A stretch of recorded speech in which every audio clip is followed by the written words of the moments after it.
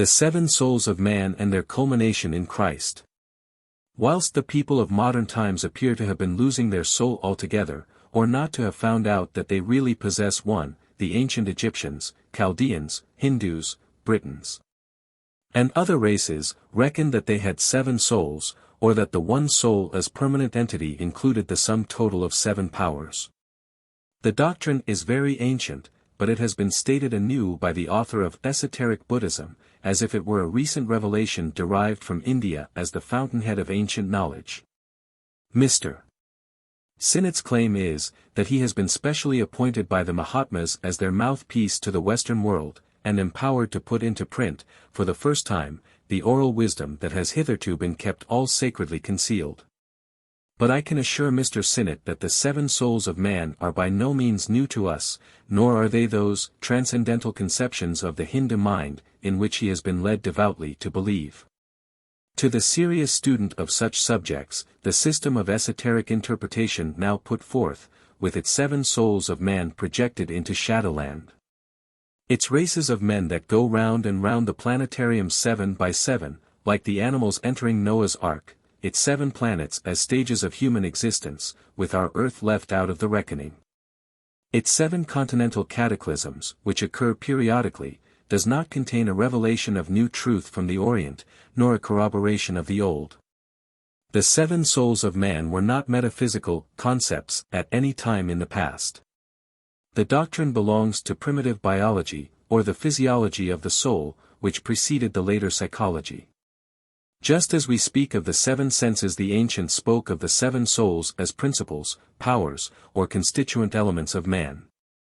These were founded on facts of common perception, verifiable in nature, and we do not need those faculties of the occult adept, which mankind at large has not yet evolved, in order that they may be apprehended.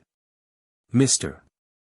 Sinnott is of opinion that it would be impossible for even the most skillful professor of occult science to exhibit each of these 7 principles separate and distinct from the others. That is, when they have been mystified by pseudo-esoteric misrepresentation, in a metaphysical phase, then they lose the distinctness of physics, and then we have to hark back once more to distinguish and identify these 7 souls of man. The truth is, that when the teachings of primitive philosophy have passed into the domain of later speculations, you can make neither head, tail, nor vertebra of them. They constitute an indistinguishable mush of manufactured mystery. And the only way of exposing the pretensions of false teaching, and of destroying the superstitions, old or new, that prey upon and paralyze the human mind, is by explaining them from the root. To learn what they once meant in their primary phase is to know what they do not and cannot mean for us today. Nothing avails us finally, short of a first-hand acquaintanceship with the knowledge and modes of expression that were primordial.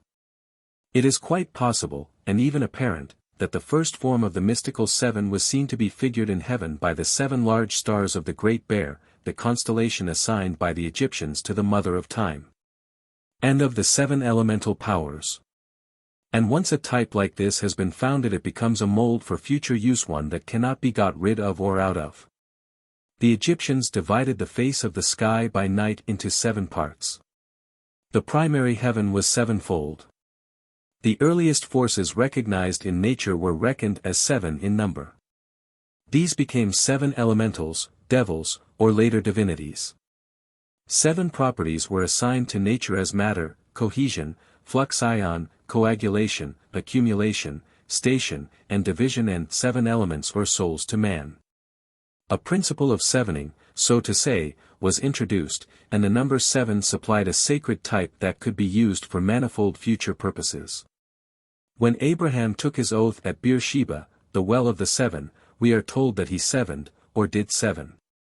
Sevening was then a recognized mode of swearing.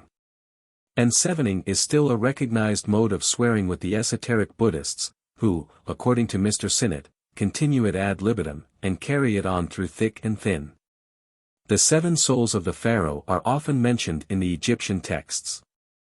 The moon god, Tutesman, or the later sun god, expressed the 7 nature powers that were prior to himself, and were summed up in him as his 7 souls, of which he was the manifester as the 8th one. In the Hindu drawings we see the god Agni portrayed with 7 arms to his body. These represent his 7 powers, principles, breaths, or souls. The 7 rays of the Chaldean god Heptoctus, or Iao, on the Gnostic stones indicate the same septenary of souls. The 7 stars in the hand of the Christ in Revelation have the same significance. There is a star with 8 rays, which is found to be the symbol of Buddha, of Assur in Assyria, of Mithras, and of the Christ in the catacombs of Rome. That was the symbol of the Gnostic pleroma of the 7 souls, the perfect flower or star of which was the Christ of the Gnosis, not of any human history. It can be traced back to Egypt as the star of Sut Horus, a star with 8 points or loops, undoubtedly meant for Orion, which was at one time the star of Annunciation, that showed the place where the young child lay. Or where the God was reborn upon the horizon of the resurrection at Easter. A very ancient form of the 8-rayed star was a sign of the Nu, the associate gods of Egypt, who were the 7 Ari, or companions, cf. the Babylonian Eli and Gnostic Elohim, as children of the Great Mother, the Gnostic Ogdoas. The same type, with the same meaning, is represented in the Book of Revelation, where the Son of Man, who is a male with female breasts, and therefore not a human being, holds in his hand the 7 stars which symbolize the 7 angels or spirits who are in the service of their Lord, like the 7 great spirits in the 17th chapter of the Egyptian Book of the Dead. 7 souls, or principles in man, were identified by our British Druids. In the Hebrew Targumim, Haggadoth and Kabbalah, the rabbins sometimes recognize a threefold soul as of life, the animal from the Egyptian Neph, for the breath. This is the quickening spirit of the embryo. The Ruach is said to enter the boy at the age of 13 years and 1 day. That is the soul of adultship, the reproducing spirit reproduced for reproduction at puberty. The third spirit, or neshama, is an intelligent soul which enters a man at 20 years of age, if the deeds of his life are right, if not, he is unworthy of the neshama, and the nefesh and ruach remain his only souls. Another rabbi says the soul of man has 5 distinct forms and names the nefesh, ruach, neshama, kajaya, and the jakita. The kajaya is the spirit that makes to relive. The jakita denotes that which unifies all in one, and so establishes the permanent entity. Some persons are spoken of as being worthy to receive the jakita in the life to come. Ben Israel teaches that the nefesh, ruach, and neshama signify nothing more than faculties, capacities, or constituent principles of the man, and that an additional soul means increase of knowledge and advancement in the study of divine laws. The rabbins also ran the number of souls up to 7, so likewise do the Karens of India. The Khans of Orissa recognize 4 souls, or a fourfold soul. One of these dies on the dissolution of the body. 1. The ancestral soul, remains attached to the tribe on earth to be reproduced, generation after generation, in relation to which, when a child is born, the priest inquires which member of the family has come back again. The third soul is able to go forth and hold spirit intercourse, leaving the body in an inert condition. This is the soul that can assume other shapes by the art of mlipa, or the gnosis of transformation. The fourth soul is restored to the good deity Bura, and thus attains immortality. Here, as in other instances, there is an ascending series. Sometimes we meet with a dual soul called the dark shadow and the light shadow. At other times with a triple soul. But we have now to do with the natural genesis of the 7 souls and their culmination in the 8th one, the reproducer for another life, which was personified as the Pharaoh. The Ripa, the heir apparent, the Horus, the Buddha. Krishna or the Christ.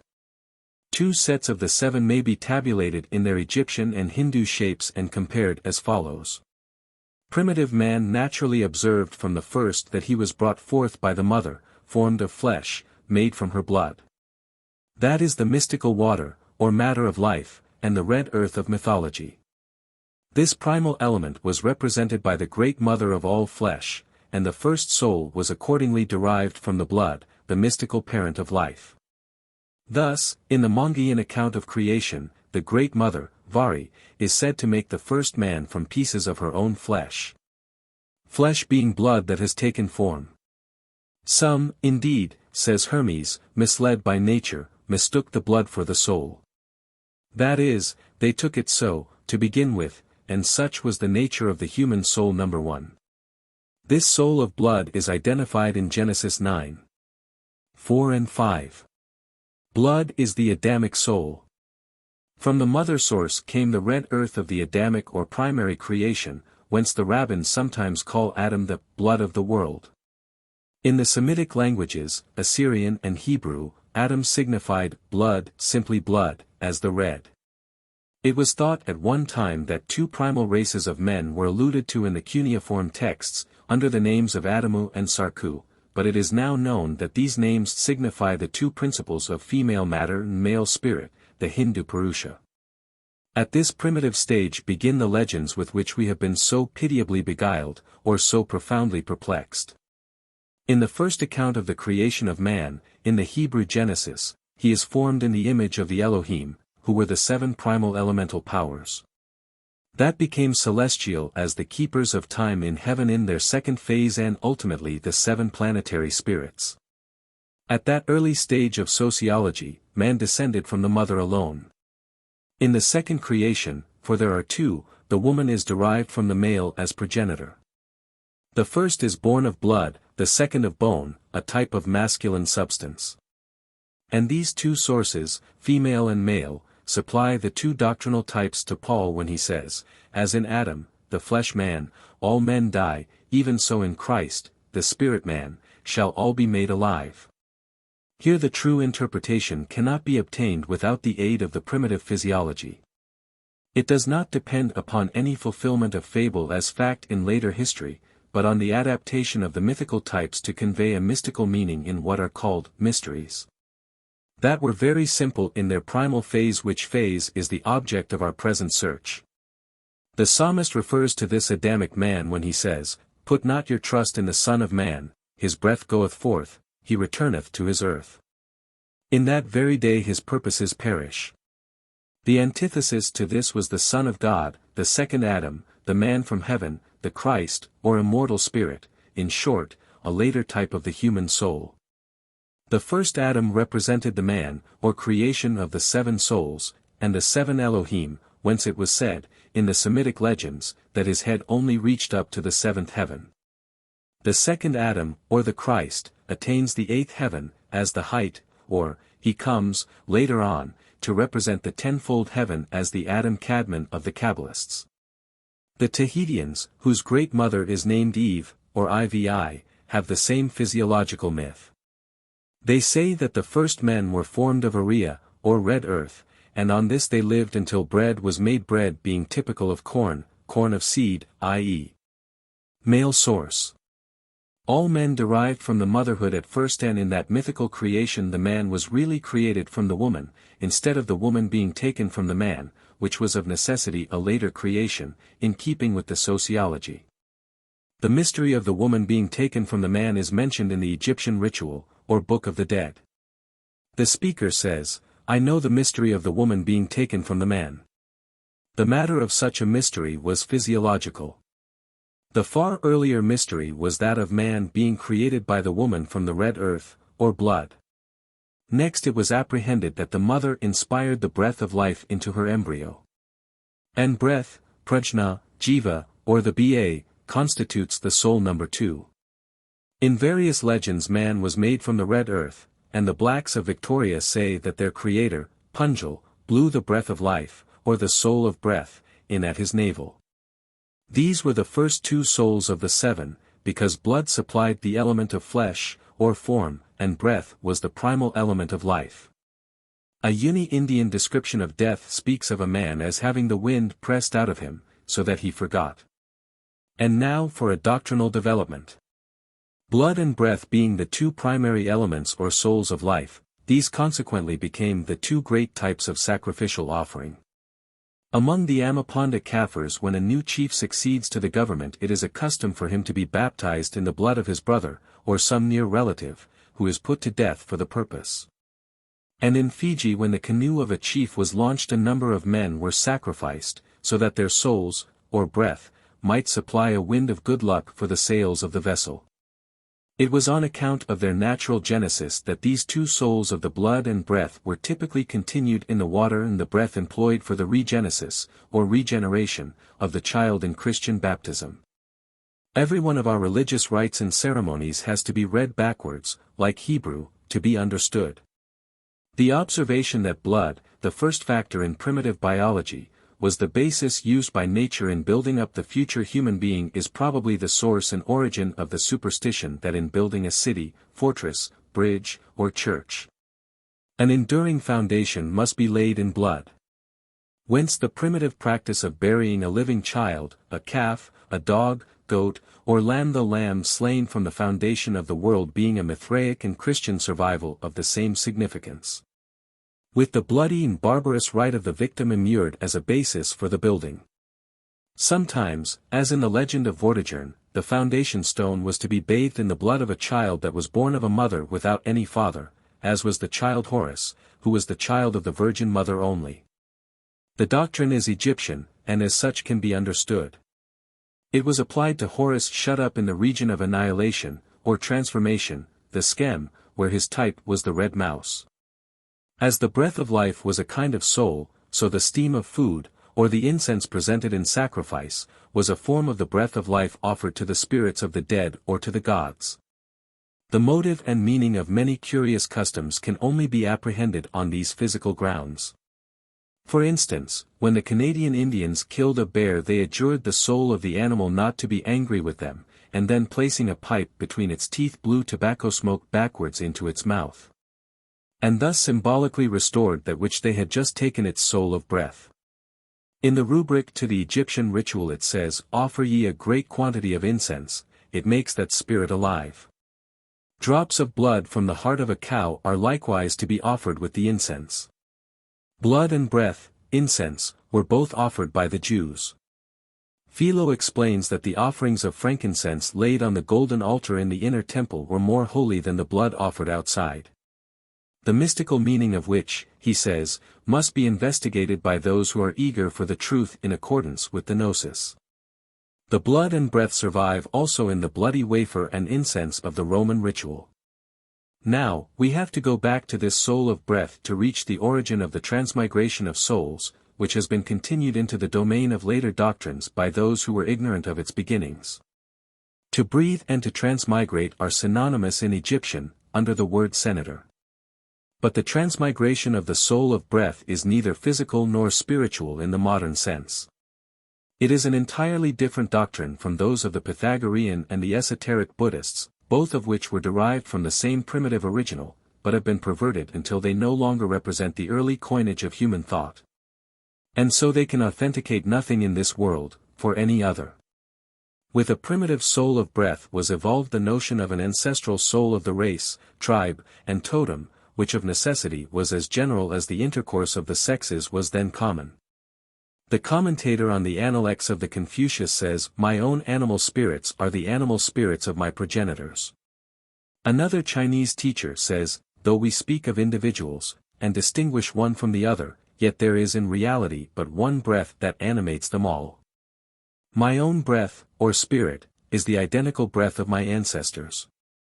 This soul of breath, thus pantheistically apprehended and expressed, could and did transmigrate, might be, and was, reincarnated. It was incarnated in being individualized and discrete from the ancestral soul.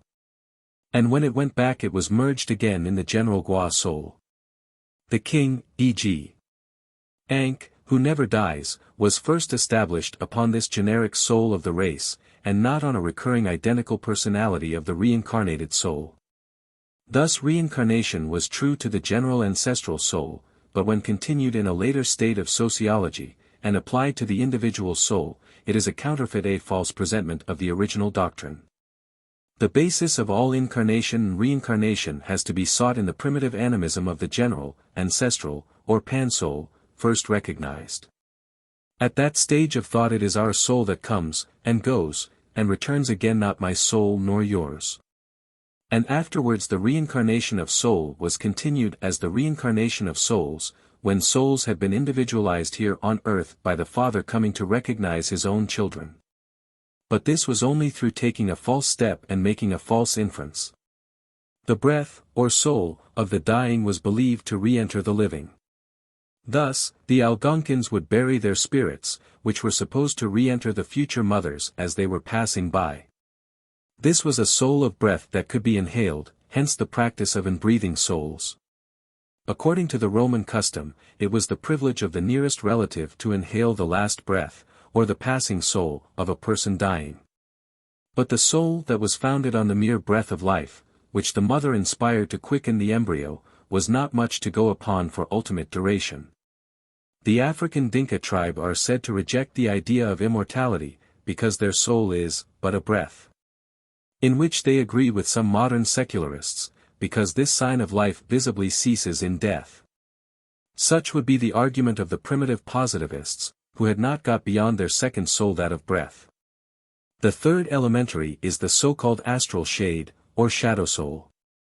I once thought the shadow cast by the body might serve as the original type, or the image reflected in the eye. But there is more than that in it.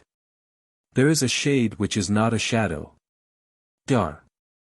Tyler says that ghost, or phantom, seen by the dreamer, or visionary, is like a shadow, and thus the familiar term of the shade comes to express the soul. Such, however, is not the origin, as the Egyptian shade, or Kaaba, proves.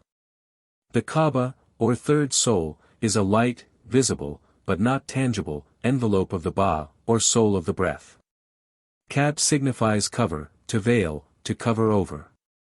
It is applied to an eclipse, and what is shade in a burning land but cover? Hence the type of the third soul is an Egyptian sunshade. It is so the thought is thinged.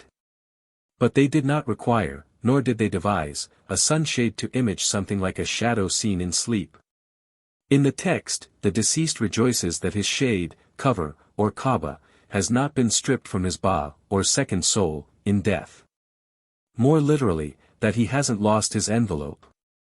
The Ba, distinguished from the shade, is said to breathe. It is portrayed with a human head on the body of a bird, and may be seen in the Amenti, going through the hells accompanied by its sunshade, for cover in a burning land. It retains form, breath and shade or covering. The Egyptian sunshade is a fan, actually the shade of breath. Their symbolism was so near to the natural fact. The shadow soul of the Khans is one that dies when the body dissolves, which shows that the shade with them was this corporeal soul. The Greenlanders also recognized two souls as the shade and the breath. The fourth soul is an intelligence, a form of mind, as the power to perceive, to memorize, expressed by the Scottish mind, to mind, or remember. The Egyptian meant, to memorize. In making his transformation into the soul, Rit. Ch. 85, the deceased exclaims, in this character, I am perception, who never perishes under the name of the soul, of mere breath. The third soul being a sense perception, or corporeal spirit. The fourth an intelligence, the intelligence developing perceptibly in the growing child. The fifth is the animal soul that visibly descends upon the male nature at the period of puberty, and not till then. This was the first soul that was seen to have the power of perpetuating itself for this life. No child has such power. Therefore at this stage it was held that the child did not possess this soul, and so, in another doctrinal development, it was taught that children who died in the prepubescent stage of life, had no souls. They had the soul of blood and breath, and the astral shade, or, as the Egyptians have it, the envelope. They were not without intelligence, but the power of reproduction constituted a self-creative soul. It was on this ground, then, that children who died before the soul of manhood had descended on their nature to transform it at puberty, were supposed to have no substantial or self-producing soul. This accounts for the superstition that they wandered about after death as elves, or elementaries, on the outskirts of this life, unable to enter the other world. For the infant elementaries were believed to walk and wander as elves, fairies, and brownies, in search of a soul, or in want of a name, as the conferring of a name was one mode of constituting a personality, or communicating a soul to the child. This may be illustrated by the Scotch story. An unchristened wean was seen wandering about at Whittingham, in Scotland, who could not obtain foothold on the threshold of the other world, being minus in the matter of an adult principle. Or soul no. 5. Many saw, but none dared speak to the poor little fellow, for fear of having to give up their own soul to him. One night, however, a drunken man addressed the elementary, whose ye, the morns morn, short hoggers. Short stockings that were soulless as the child itself. And the elementary, having a name conferred, cried joyfully, "Oh! Wheels me no oh, I've gotten a name. They see me short hoggers, oh, Whittingham." And vanished, having obtained his soul by proxy, or through naming. These undeveloped little spirits became the wee folk that peopled fairy world. The superstitions still retain traces of this origin, those of the brownie, for example. He is a very helpful worker, who serves freely and faithfully by night in the house, or out on the farm by day. But show him a pair of breeks, and he's off like Akendrum, the brownie of Blednoch. The reason why would never be divined, apart from the natural genesis here explained. Breeches are a type of that masculine soul which the brownie had never attained, and the poor little elementary could not face this significant reminder of the fatal fact. Now observe, upon this primeval constitution of a soul the rite of baptism and conferring a name, the name of the Father, is founded. The doctrine of conferring a soul by proxy is very general. Hence the God-Father and God-Mother, or the Father God and Mother God of earlier beliefs, who represented the adult creative source. Hence, also, the power falsely claimed by the Christian Church today to save the souls of children by baptismal grace, in response to the equally false belief that children would otherwise be lost, or have to go without an eternal soul. Children that die unbaptized in Russia are not registered at all, are, or were, not reckoned in the data for the laws of mortality. What an influence such a system must exert on the pietistic, the ignorant, and feeble-minded, in forcing them into the fold of faith, out of which is supposed to open the only doorway for their little ones into everlasting life. In this manner the modern sacerdotalists employ the fetishism of the ancient medicine men in the form of religious dogmas, superstitious doctrines, and rites supposed to save. It was at this stage of the soul that the doctrine of salvation by means of self-emasculation had its natural genesis, and men unsexed themselves to save their souls, becoming eunuchs for the kingdom of heaven's sake. A doctrine of salvation taught by the Christ in Matthew's Gospel, which was carried out by the castrating Christians, who, like the Russian Skopsi, looked forward to a millennium that was to come when all were self-mutilated. In the fragment of the Egyptian Gospel, quoted both by Clement of Alexandria and Clement of Rome, we are told that the Christ, having been asked by Salome when his kingdom was to come, answered, "When the male with the female shall be neither male nor female." Now the Christ of which that could be said is of necessity the spiritual Christ of either or of both sexes.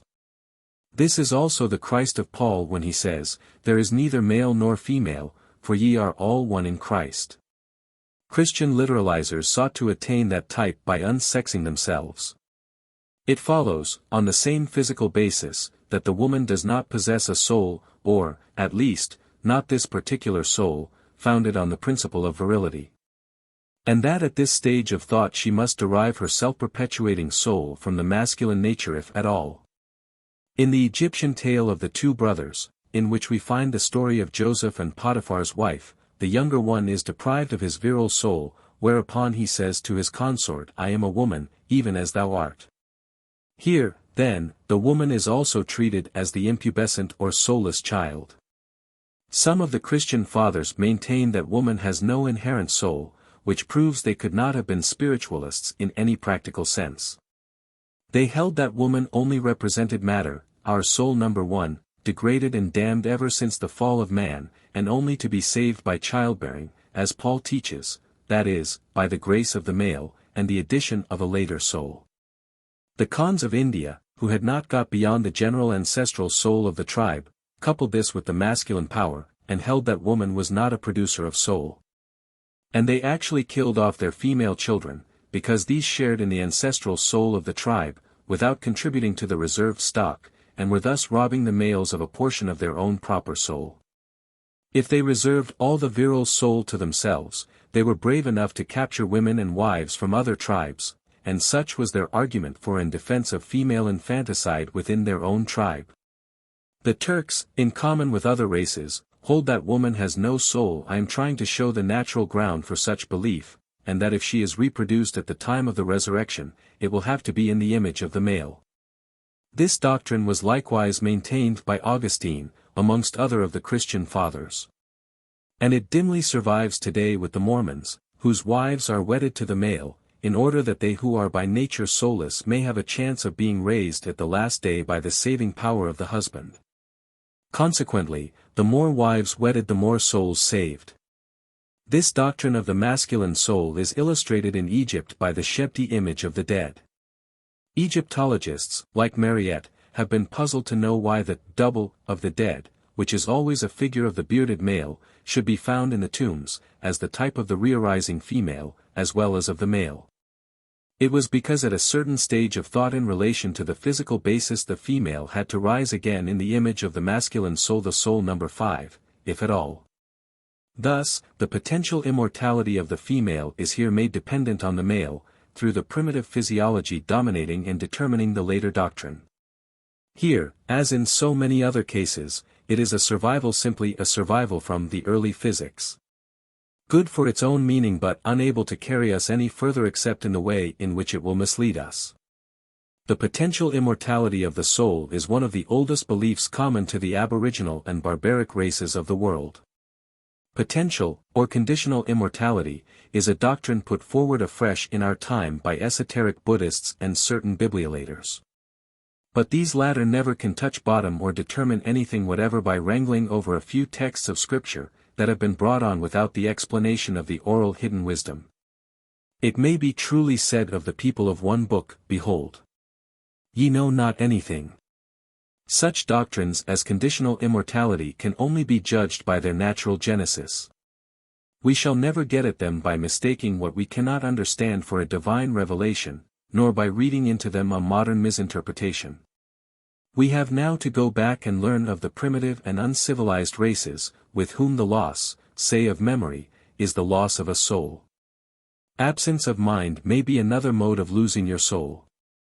To lose your shadow even by having your likeness taken, may be the means of losing your soul, as is yet believed. Or it may be, that under the affliction of bronchitis or asthma, you run very great risk of losing your prana or soul of breath. Under such circumstances a Fijian would lie down and call upon his departing soul to come back to his bosom, or the Karen magician will run after the sick man's butterfly, as they call his wavering, wandering soul of breath, and pray it to return.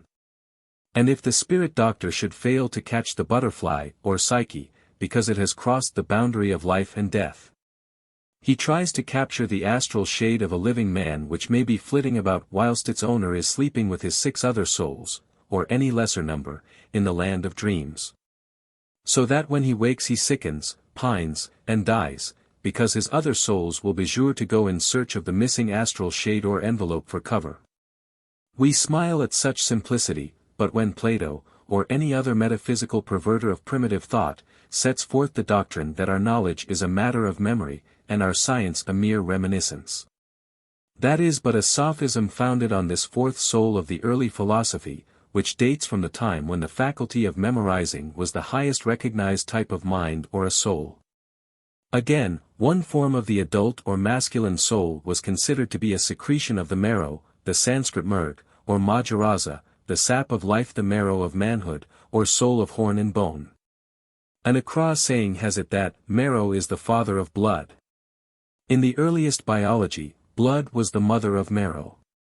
With this change of view it was fabled that the woman was created from the man, as Eve was taken from the bone of Adam, or derived from the soul of his bone, considered to be masculine, and, as such, a form of the 5th soul. Here we can trace yet another doctrinal development. At this stage fat and oil were offered to the dead, as a type of the marrow of life, and soul of bone, the fat that was placed in the cups on the tombstones of the buried dead. To this day the Red Indians sacredly place a lump of fat in the mouth of the corpse prepared for the grave, and the Romanists anoint the dying with the oil called extreme unction. In Egypt the very divinity of Horus consisted in the preservation of the holy oil on his face, he who was the anointed or the greased, i.e., the Christ, Records of the Past, 10, 164. He who was raised from the dead through, and as, the glory of the Father, and whose earliest advent was in the male nature, as the anointed at the time of puberty. Hence fat or oil was used as a bone type of the primitive soul of man, the soul bone from which the first woman ever was created. This, the fifth soul, was at one time the quintessence of a man. When the brain had been identified as the physical basis, or matter of mind, the sixth soul was then derived from this ritual. Chapter 78, the Osirified deceased says, Horus has come to me out of my father Osiris. He has come to me out of the brains of his head. That was as the nous of the Gnostics, the revealer of an intellectual soul, who in Egypt is the god Ta, or Buddha, the opener, whom I elsewhere identify with Buddha in India. The Hindu Buddhi is the sixth soul, and Buddha is lord of the sixth creation. He is also known as the wisdom of the first intellect. See Natural Genesis, Section 9.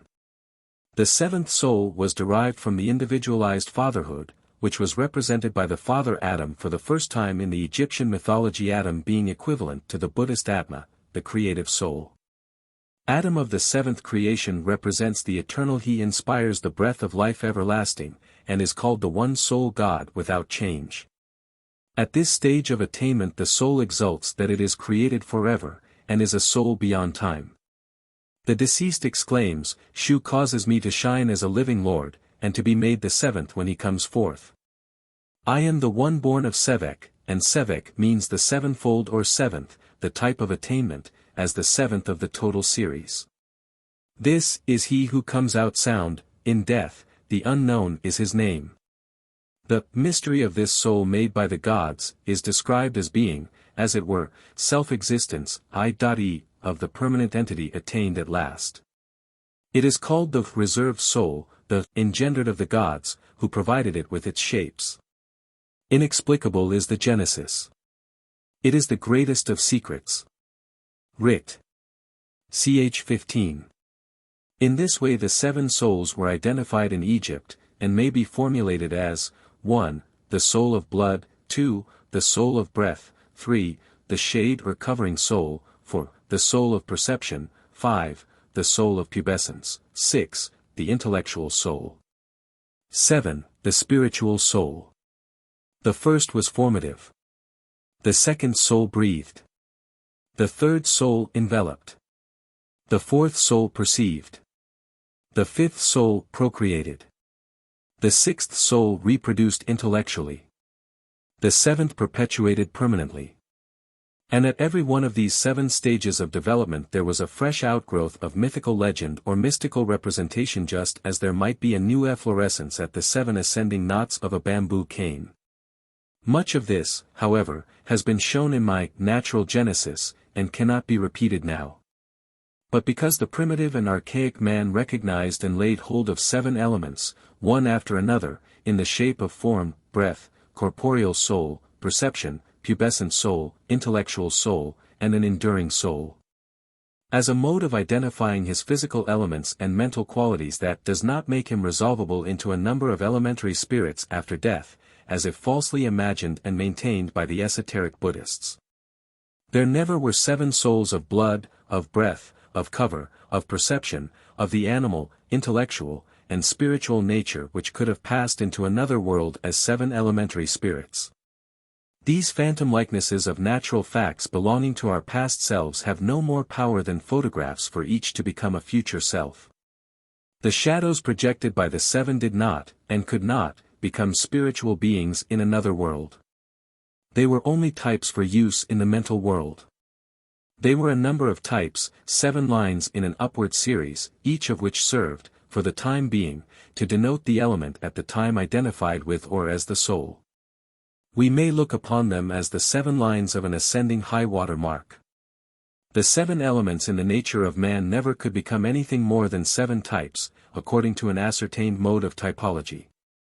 Whereas the esoteric Buddhist continues them as 7 potential spirits of a man, the elementaries of another life, who may either attain the immortality of a united and permanent entity there, in some far-off future, or fail for lack of power to persist, and finally die out altogether. That is not a vision of the future, human or spiritual, it is but looking in a camera obscura held in front, which reflects in some dim and distorting manner a picture of the past that lies behind.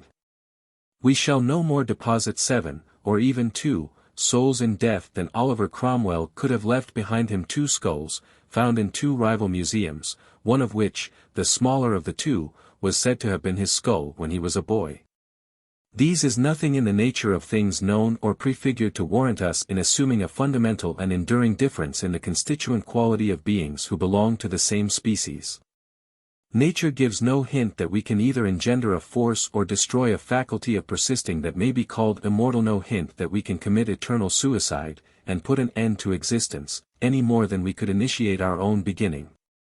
It is here, as so often elsewhere, that an ancient mode of expression has become the modern mold of thought.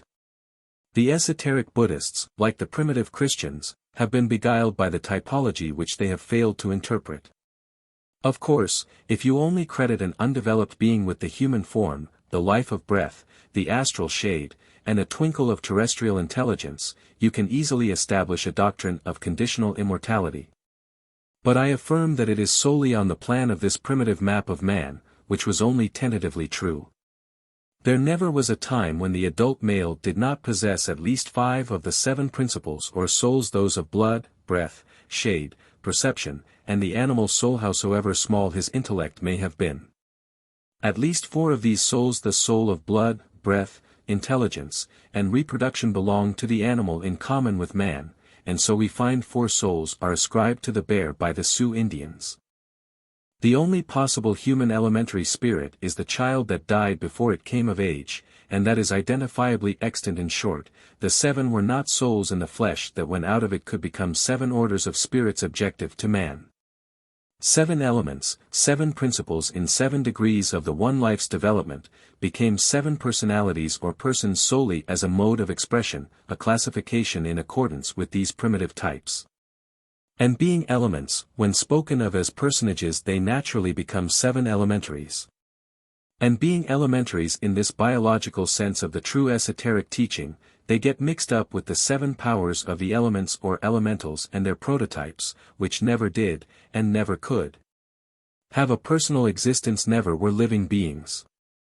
Hence the dire confusion amongst the modern echoes of the ancient wisdom, and the indefiniteness of esoteric Buddhism, on the subject of elementals and elementaries. In the Natural Genesis, I have traced the 7 powers of the elements to their origin in external phenomena. The 7 elementaries in the nature of man may also be followed as far as they will go. In the inscription of Una, Records of the Past. 2:8, these 7 souls of the pharaoh are spoken of as being invoked more than all the gods. These were the divine ancestors, the Manes, who were worshipped in Egypt by the Shuzen-Har, or followers of Horus, for 1300 years before the time of Menes. Being 7 in number, they are identical with the 7 Manas, Rishis, Elohim, and other hebdomads found elsewhere. Their origin was in this wise. The 7, who preceded the 8th, being looked upon as progenitors of the one enduring soul, the Horus, Christ or Buddha, became a form of the ancestors, or Manes, the nature of which has to be partly determined by the number 7. They never were the spirits of individual ancestors. They originated as 7 human elementaries, and not as ghosts that made their appearance in a group of 7. These 7, being correlated and combined with the 7 elemental forces recognized in external nature, we have that perplexing mixture of elementaries and elementals, on which subject we are told the adepts are very diffident. The septenary of souls can be traced from first to last by means of the Egyptian doctrine of transformation. Thus the blood source that formed the embryo was quickened and transformed into the soul that breathed. The breathing soul attained cover, and transformed into the corporeal soul of shade, this transformed into an intelligence. The intelligent youth transformed into the adult, when the animal soul, or procreative spirit, manifested at puberty. The adult soul transformed into the Hebrew neshama, the wise soul, or the Hindu buddhi, the soul of ascertainment, and this into the soul that makes to relive, which was represented by the god Adam, in whom the fatherhood was individualized at last as the begetter of an eternal soul. Also by the Hebrew Adam, whose head reached up to the 7th heaven. This doctrine of transformation, and the unifying of various individualities into one personality, puts an end to the septenary, and to the diverse destinations after death of several human principles, which must have already attained totality by unity, in order that there might be a personality, or ego, in this life. Not one of the 7 souls had obtained the permanent personality, and, as they were but 7 rudimental factors in the development of an ultimate soul, they could not become 7 spirits as realities, or apparitions, in another life. Each older self was merged in the now, and, therefore, the 7 could neither be simultaneous nor contemporary, except when absorbed in the oneness of unity. Hermes describes the one soul of the universe as entering into creeping things, and transforming into the soul of watery things, and this into the soul of things that live on the land, and airy ones are changed into men. And human souls that lay hold of immortality are changed into spirits, and so they ascend up to the region of the fixed stars, or gods, which is the 8th sphere, and this is the most perfect glory of the soul. But this was as the one soul of life, not as the 8, or 7 individual souls. The 8th was the immortal blossom on the human branch. The worst kind of haunting in this world is not done by the spirits of dead people, but by the phantoms of defunct ideas. The shadows cast upon the cloud curtain of the hereafter by those things which were only types and figures of human realities here not things in themselves from the first. And these 7, or other number of other selves, belonging to the one personality, have left their shadows in the domain of metaphysic, which is fundamentally fractured by this splitting up of the one personality into separate selves. Whether 7-fold, 5-fold, 4-fold, 3-fold, or only secondary. Also, these ghosts of primitive physics are beginning to walk in our midst, and are trying to pass themselves off upon us as genuine spirit phenomena. The Buddhist difference between personality and individuality was necessitated, and is explained by the individuality which may include a 7-fold form, or passage of the personality. 7 persons in one ego, like the 3 persons in one God, in the Trinity. In the process of doctrinal development, objective rebirth in a series of human lives, or spirits, has been substituted for the rebirth of the ego in personality at the different stages and conversions of the one being. Whereas the original rebirths were subjective, whether biological or psychical, and limited to the one life alone, in its successive stages of transformation. Besides which, the 7 souls are all summed up in an 8th. This 8th to the 7 is mentioned in the Book of Revelation, where the numbers of the Gnosis constitute wisdom. The beast, who is an 8th, is also of the 7. In Egypt it was the lunar Tots-Men, the 8th, or the sun god with the 7 souls, in India, the god with 7 arms. The 8th is also represented by the Buddha, who is the manifestor for the 7 Buddhas, or Manus, and by the Gnostic Christ, who is called the 8-rayed star of the Pleroma, or Godhead, composed of 7 earlier powers. Of whom it is said, then, out of gratitude for the great benefit which had been conferred on them, the whole Pleroma of Mons, with one design and one desire, and with the concurrence of Christ and the Holy Spirit.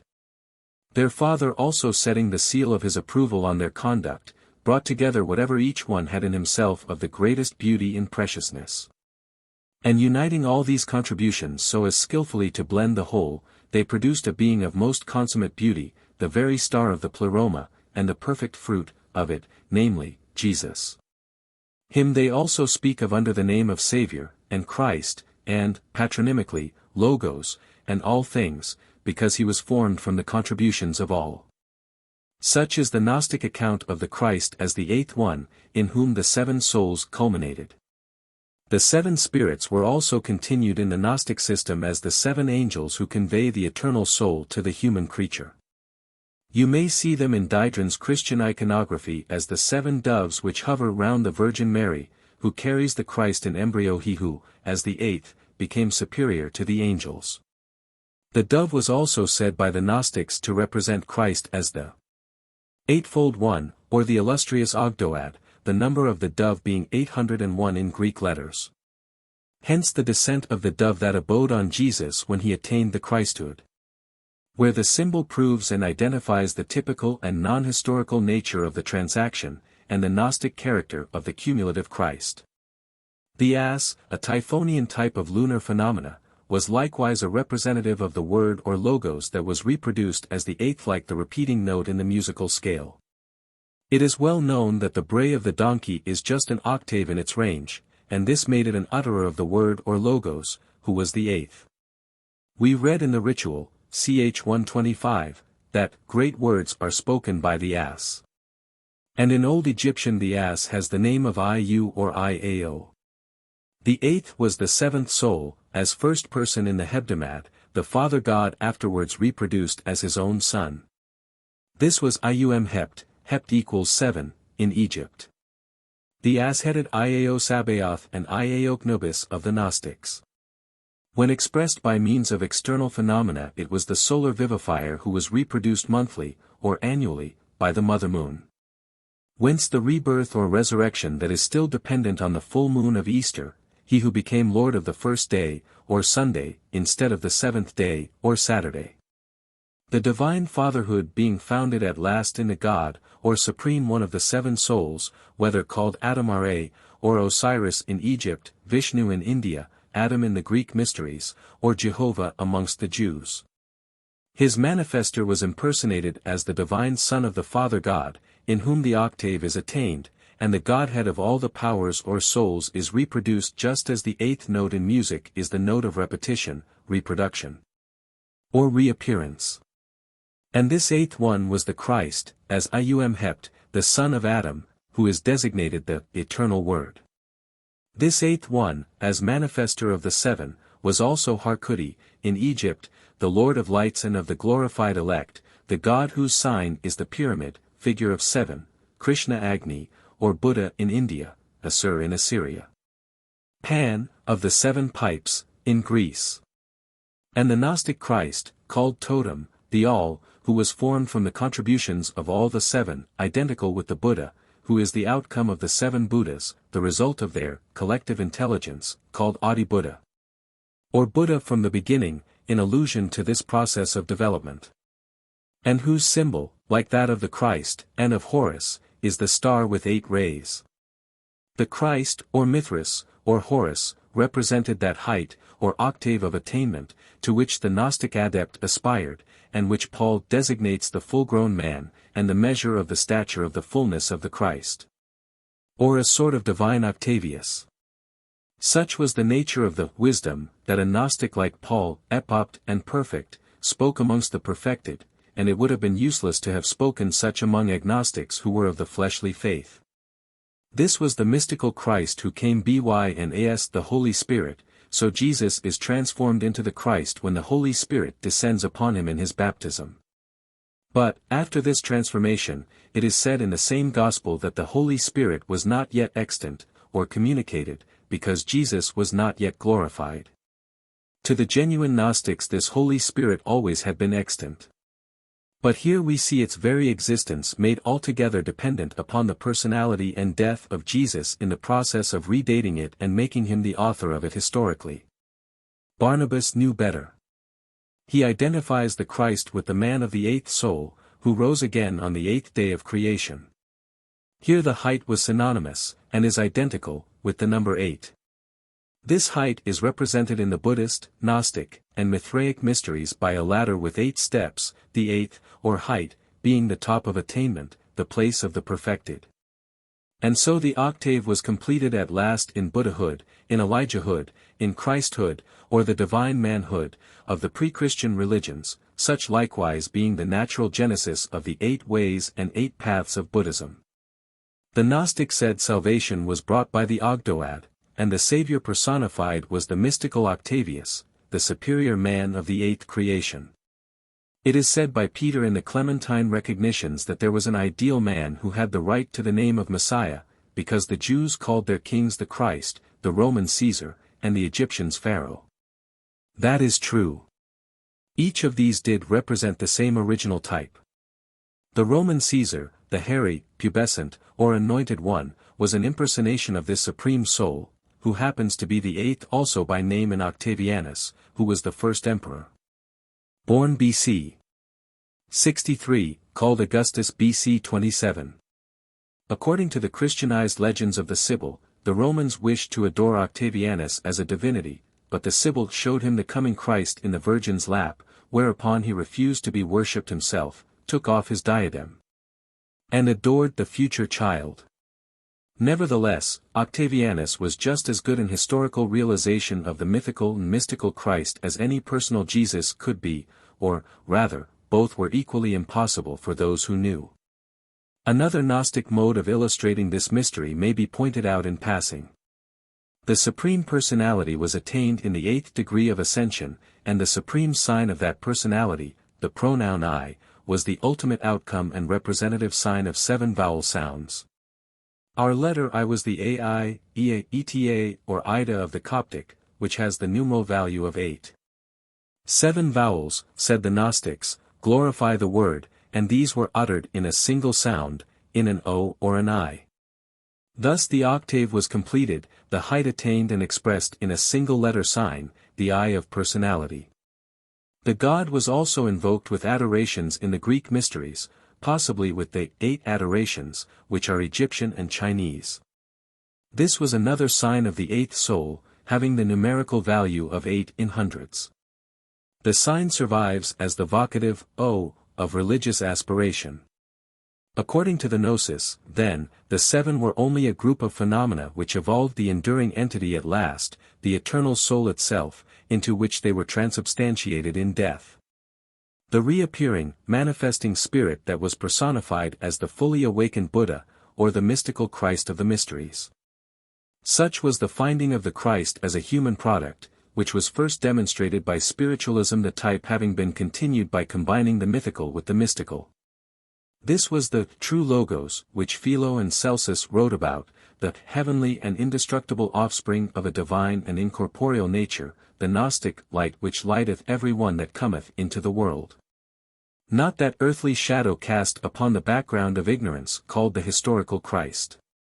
Such was the origin and mode of building up, stage by stage, the Christ of the Gnosis, the divine man, the man from heaven, described by Paul, the Christ of those who knew, the evolution of which has now been traced step by step to its culmination. The Christ of that spiritual existence beyond the grave, which was demonstrated in the mysteries of mediumship, who was called the Son of God, also the Son of Man, because the Son as manifester implied the Father as begetter. This was in the mystical phase. In the moral aspect the Horus, Christ, or Buddha was set forth as a model to all men, the highest type of attainment for those who were climbing up the ladder of 8 rounds. It was not the portrait of any one individual who could attain perfection once and for all as the representative of all men. That was the fatal mistake of the Christians, the men who did not know, as it is equally the error of those esoterists who only pretend to know. The earliest mode of attaining this Christhood, or Buddhahood, was by cultivating the trance conditions and becoming a spirit amongst spirits. This was moralist in a second phase, when attainment was made dependent upon the practice of certain saving virtues. In the final phase, conversion to a belief in the Christian scheme has taken the place of both. It is positively provable that the Christ is but a type identical with the Horus, the Iao Heptoctus, the Buddha or Pan of the prior cultus. According to Irenaeus, the Valentinian Gnostics maintained the identity of the Savior with Pan, who is called Christum in the Latin text. Pan was, of course, an earlier personification of the All, or all things. The type and origin are one, under whatsoever name. Consequently Pan, or Aristeus, with the sevenfold pipe in his hand, and the sheep on his shoulders, is the Christ, the Savior, the Good Shepherd portrayed in the Roman catacombs, instead of the historic Jesus, whose picture is not there. The Christ or Buddha of the Gnostics could not become flesh once for all, as he was the supreme outcome and consummate flower of all flesh, in the culminating stage of spiritual attainment in life, and spiritual apparition after death. The Christ, being an immortal principle, and very life itself, could not be put to death, so that redemption by the death of Christ is a fundamental fallacy from the first. Here, as in other matters, the essence of all the present writer has to say is, that a physical fulfillment is always and everywhere the doctrine of delusion. Historic personality could not authenticate the existence of the Buddha. It had no meaning when applied to the Christ. They alone could accept such a version who were non-Gnostics and non-spiritualists, entirely ignorant of the nature of the manifester. It was the type of immortality, not as the mummy image on earth, but as the starry Horus, as the Ka or glorified apparition that reappeared through the dark of death, as the risen Christ who rose upon the horizon of the resurrection. The Horus, whose name denotes the one who ascends as a spirit. For the Egyptian, only one who comes forth from the body, applies to the spirit in life, as well as in death. The art of leaving the body was common to the old dark races, and is practiced by the rudest indigenes of many lands. The Khans call it the art of mlipa or transformation. An Egyptian artist named Iritsen, 11th dynasty, says he knows the mystery of the divine word, and how to produce the mode, or form, of issuing forth and coming in. Whether in this life or another, the wise spirits were all one. He has become as one of us, is said of Adam when he had become dead as wise spirits. It was this so-called magical art of producing abnormal conditions, and the faculty of second sight, that finally established the existence of a permanent individuality or soul beyond the seven elementaries. And it was the mystical Christ, so established, who alone could bring immortality to light, but not by a physical resurrection from the tomb. I am the resurrection and the life applies only to the principle or spirit the eighth, as the one that rises again, the only one, as the ritual has it. Whoever comes from the body, the typical eternal who appears as the deathless one upon the other side of the grave. This Christ cannot be made historical or personal for us only in us. That is the doctrine of Paul, of Philo, and the Gnostics, opposed to the Christian doctrine of the physical or fleshly faith. The ultimate soul, type or phase of existence, then, was not born as a mental concept, nor as the result of an induction, nor as the dream shadow made objective, it was practically demonstrated as scientific matter, of fact. The Christ of the Gnostics, of Philo-Judaeus, and of Paul, the heavenly man, or second Adam, who came from above, was no mere doctrinal abstraction, but the spirit or ghost that could be seen. As it was seen by Paul in visions and made to constitute his own special mystery. And always had been seen by those who possessed the second sight. Even as it continues to be seen by the abnormal seers of today, which ghost, according to the evidence collected by the Society for Psychical Research, is also visible at times to ordinary vision. In portraying their Ka image of the spiritual ego, the glorified second self, as a type of the eternal being, the Egyptians represented that which their seers saw, and you may trust them for the truth in this, as in everything else. They were so entirely truthful. Indeed, I think the mind of man has never had so profound a sense of truth and verity as in the Egyptian phase. Through life they put their trust in truth, and it was their principle of cohesion in death. The Osirified deceased says, I am the Lord of truth, living it daily. I am spiritualized, I have become a soul. I have touched truth. Their typical eternal is called the soul being who lives by truth. Before the tribunal of eternal truth the accused pleads that he has not even altered a story in the telling of it. That alone was true which is forever. And all along the line of progress they had groped in search of that which was ultimately true, and true forever, the exact opposite of the Hindu Maya, the untrue, or delusion. And they vouch for the fact that the ghost of man is a living reality, the final reality, the Horus or Christ. In comparison with those who know because they see that there is a continuity of existence beyond the change called death, because they have the faculty to perceive the dead as living phantasms embodied in a rarer form. We are all of us on the blind side of things. They know because they see, and we deny because we do not know. With the savage or the civilized seeing makes all the difference, and cuts short all question of the possibility of seeing. But to return. Esoteric Buddhism tells us the higher principles of the series which go to constitute man are not fully developed in the mankind with which we are as yet familiar. Whereas this system of thought, this mode of representation, this septenary of powers, in various aspects, had been established in Egypt at least 7,000 years ago. As we learn from certain allusions to Adam found in the inscriptions lately discovered at Saqqara. I say in various aspects because the gnosis of the mysteries was at least sevenfold in its nature. It was elemental, biological, elementary, human, stellar, lunar, solar, and spiritual, and nothing short of a grasp of the whole system can possibly enable us to discriminate the various parts, distinguish one from the other, and determine the which and the what. As we try to follow the symbolical seven through their several phases of character. The Egyptian ritual represents the drama of the doctrinal developments relating to the passage of the deceased, with his trials and transformations in the underworld, which furnished the matter of the later mysteries, including the Greek, Mithraic, and Christian. In this, the deceased plays over again the whole seven characters that went to the making up of the one personality, which became permanent in the eighth nature.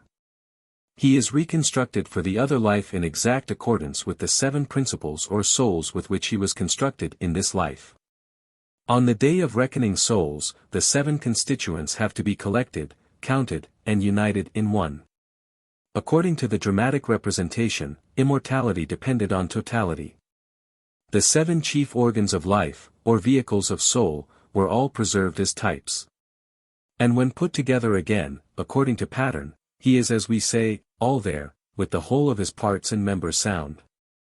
The soul could exist independently of the heart, but there was no proper reconstruction possible without the heart being literally, in its right place. It was thus they acted the mystery. The deceased cries, "Do not take my soul.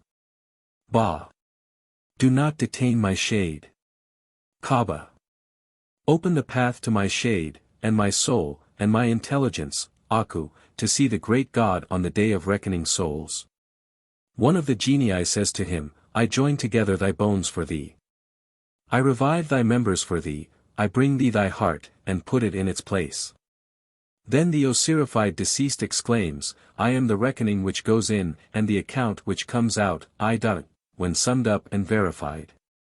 When put together and divinized as the compound image of the seven, it is said of the eighth soul, "Thy individuality is permanent." Having attained his sevenfold totality, he is the eighth one, at peace as an enduring spirit, one of the verified. The deceased is thus greeted, "Hail Osiris! Thou hast come thy Ka, his spiritual image, or divine likeness, with thee," and he is now hailed as the only one ever coming forth from the body, the foremost of those who belong to the solar race. The sun being the supreme type of the soul, as the vivifier forever. He has culminated in that unity which spiritualism enables us to start with, without this prolegomena of the ancient physics. He makes the significant remark, "I hasten to escape the shades, whose shadows have been utilized by our friends, the theosophists, to explain away, or minimize the extant phenomena called spiritualistic." The third principle, or astral body, says Mr. Sinnott, is that which is at times taken for the ghost of departed persons. Also, it may exude from the body of a spiritualistic medium, but it is no more a being than the cloud in the sky can become an animal, although it may show a spurious semblance in its form. This is to introduce the direst confusion, and to utterly mystify that which is sufficiently mystical. The corporeal or third soul of the series, only persists as a type, because it was once the highest representative of the soul. Souls that passed off into spirit world and the soul was but a shade or covering soul, did not become sunshades in heaven nor fireproofs in hell, nor can they issue from the medium's body as such. Even through the sunshade is retained as a pictorial type of that soul. Yet the sunshade has an equal right to be classed among the elementaries with the astral shade, or any other symbol of the soul. Indeed, the Siamese have the sunshade as a sevenfold type. Their sacred umbrella, that used to be the sunshade of royalty, had 7 tiers to it, which represented the 7 heavens in the mythical phase, and the 7 souls in the mystical sense. The spirit that returned to earth when the soul was the corporeal shade, and the third was the highest in the series, would be the shade. This being the corporeal soul, when it appeared on a visit to the living, it was supposed to go back to the body in the tomb, and to pass away altogether as the body decayed. It could not go to heaven when there was no heaven made out to go to. Being third in the series, this would become a ghost that only lived up to the 3rd generation as we find it among the Zulu Kaffirs. But the shade never could be one of 7 souls emanating from the body of a medium. In such a climate as ours it would be economical if every medium could materialize and spread out a covering in that way. Of course, if you postulate or portray a soul at that immature stage of development, it will be without mind or memory, language or individuality. It will be a shadow indeed. And so it reappears amongst the ghosts of esoteric Buddhism, but it is not one of the intelligences known to modern spiritualism. We may as well say that the soul of blood became a red mouse, and the soul that fed on blood became a hawk, and so on all through the series of types, which they did according to the system of representation, although not in reality. The sevens were all correlated, the 7 elemental powers, with the 7 elements in man. And these 7 souls, or elemental parts of man, were assigned to 7 creators, or gods, and considered as 7 creations in mythology, each of which had its zootype, such as the red mouse, the hawk, the ape, jackal, serpent, beetle, and crocodile.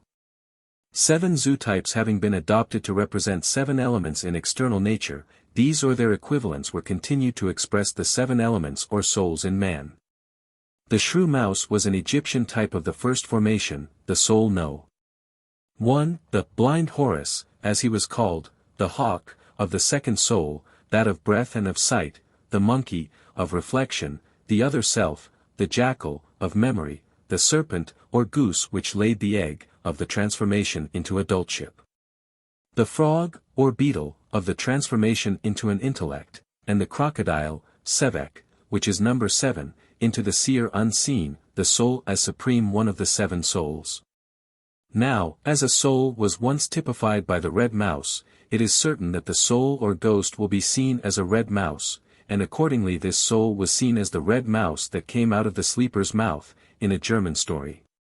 This red mouse of a soul is also mentioned by Goethe in Faust. That is the red mouse that typified the primary soul of blood. The German goddess Hulda, the receiver of children's souls, is represented as commanding a multitude of mice.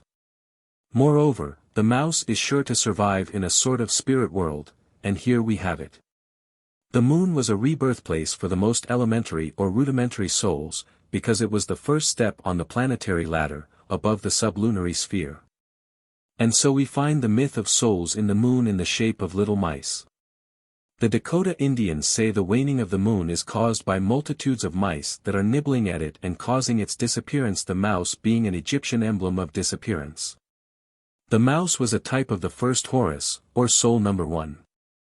The hawk is a type of the soul of breath, or soul number 2, because as Horapollo explains, the hawk drinks blood, never water, and the soul is sustained by blood. As there was a soul that fed on blood in this life, the soul emaned from the body in death at that stage of thought and expression, will continue the type in another phase and sphere. So we have a soul or spirit of the dead that is supposed to come out of the corpse to suck the blood of the living, and the origin of the vampire, that only lives by drinking human blood, has to be sought at this depth of rootage. For the blood-sucking demons of various kinds are held to be human souls, and not the elemental powers personified. If you consider, as I do, the ghost to be an objective fact in nature, the power to demonstrate, and the vision for seeing, may have existed from the earliest times. And there would be apparitions when the biology had only identified the blood with the soul of life. Now there is not only evidence of a haunting spirit at this stage, a soul of blood, a gory ghost, as the vampire, but certain evil spirits, when conquered by a mage like Solomon, always fled to, and were drowned in, the Red Sea, which was their fabled home and birthplace. That is the Egyptian Red Lake of primordial matter. In the Book of the Dead, certain undeveloped and rudimentary souls are sent back again, doomed to be resolved into the primal element, and are said in the texts to be suppressed in blood. They make their typical return to that from which they came. Each of the 7 principles, or appetites, or souls, had the physical prototype, that was separately preserved by the Egyptians, the brain, tongue, heart, stomach, and other vehicles of life. Thus when the Kru Negroes hold that the stomach of a man ascends to heaven after death, we can understand it as a representative of one of the souls, or appetites. This soul of the stomach would need to be fed. No wonder, then, if we should hear of a demon in the shape of a stomach that goes about seeking whom it may devour. This is the Kefu of the Karens, a wandering wizard stomach supposed to prey upon the souls of men. Raw flesh and blood were offered to the uncivilized and gory ghost. But in the second phase a soul of breath would be more refined and not considered capable of consuming material food. At this stage we hear of the spirits snuffing the vapors and steam of victuals, inhaling the essences and smelling the aroma of food or the fragrance of flowers.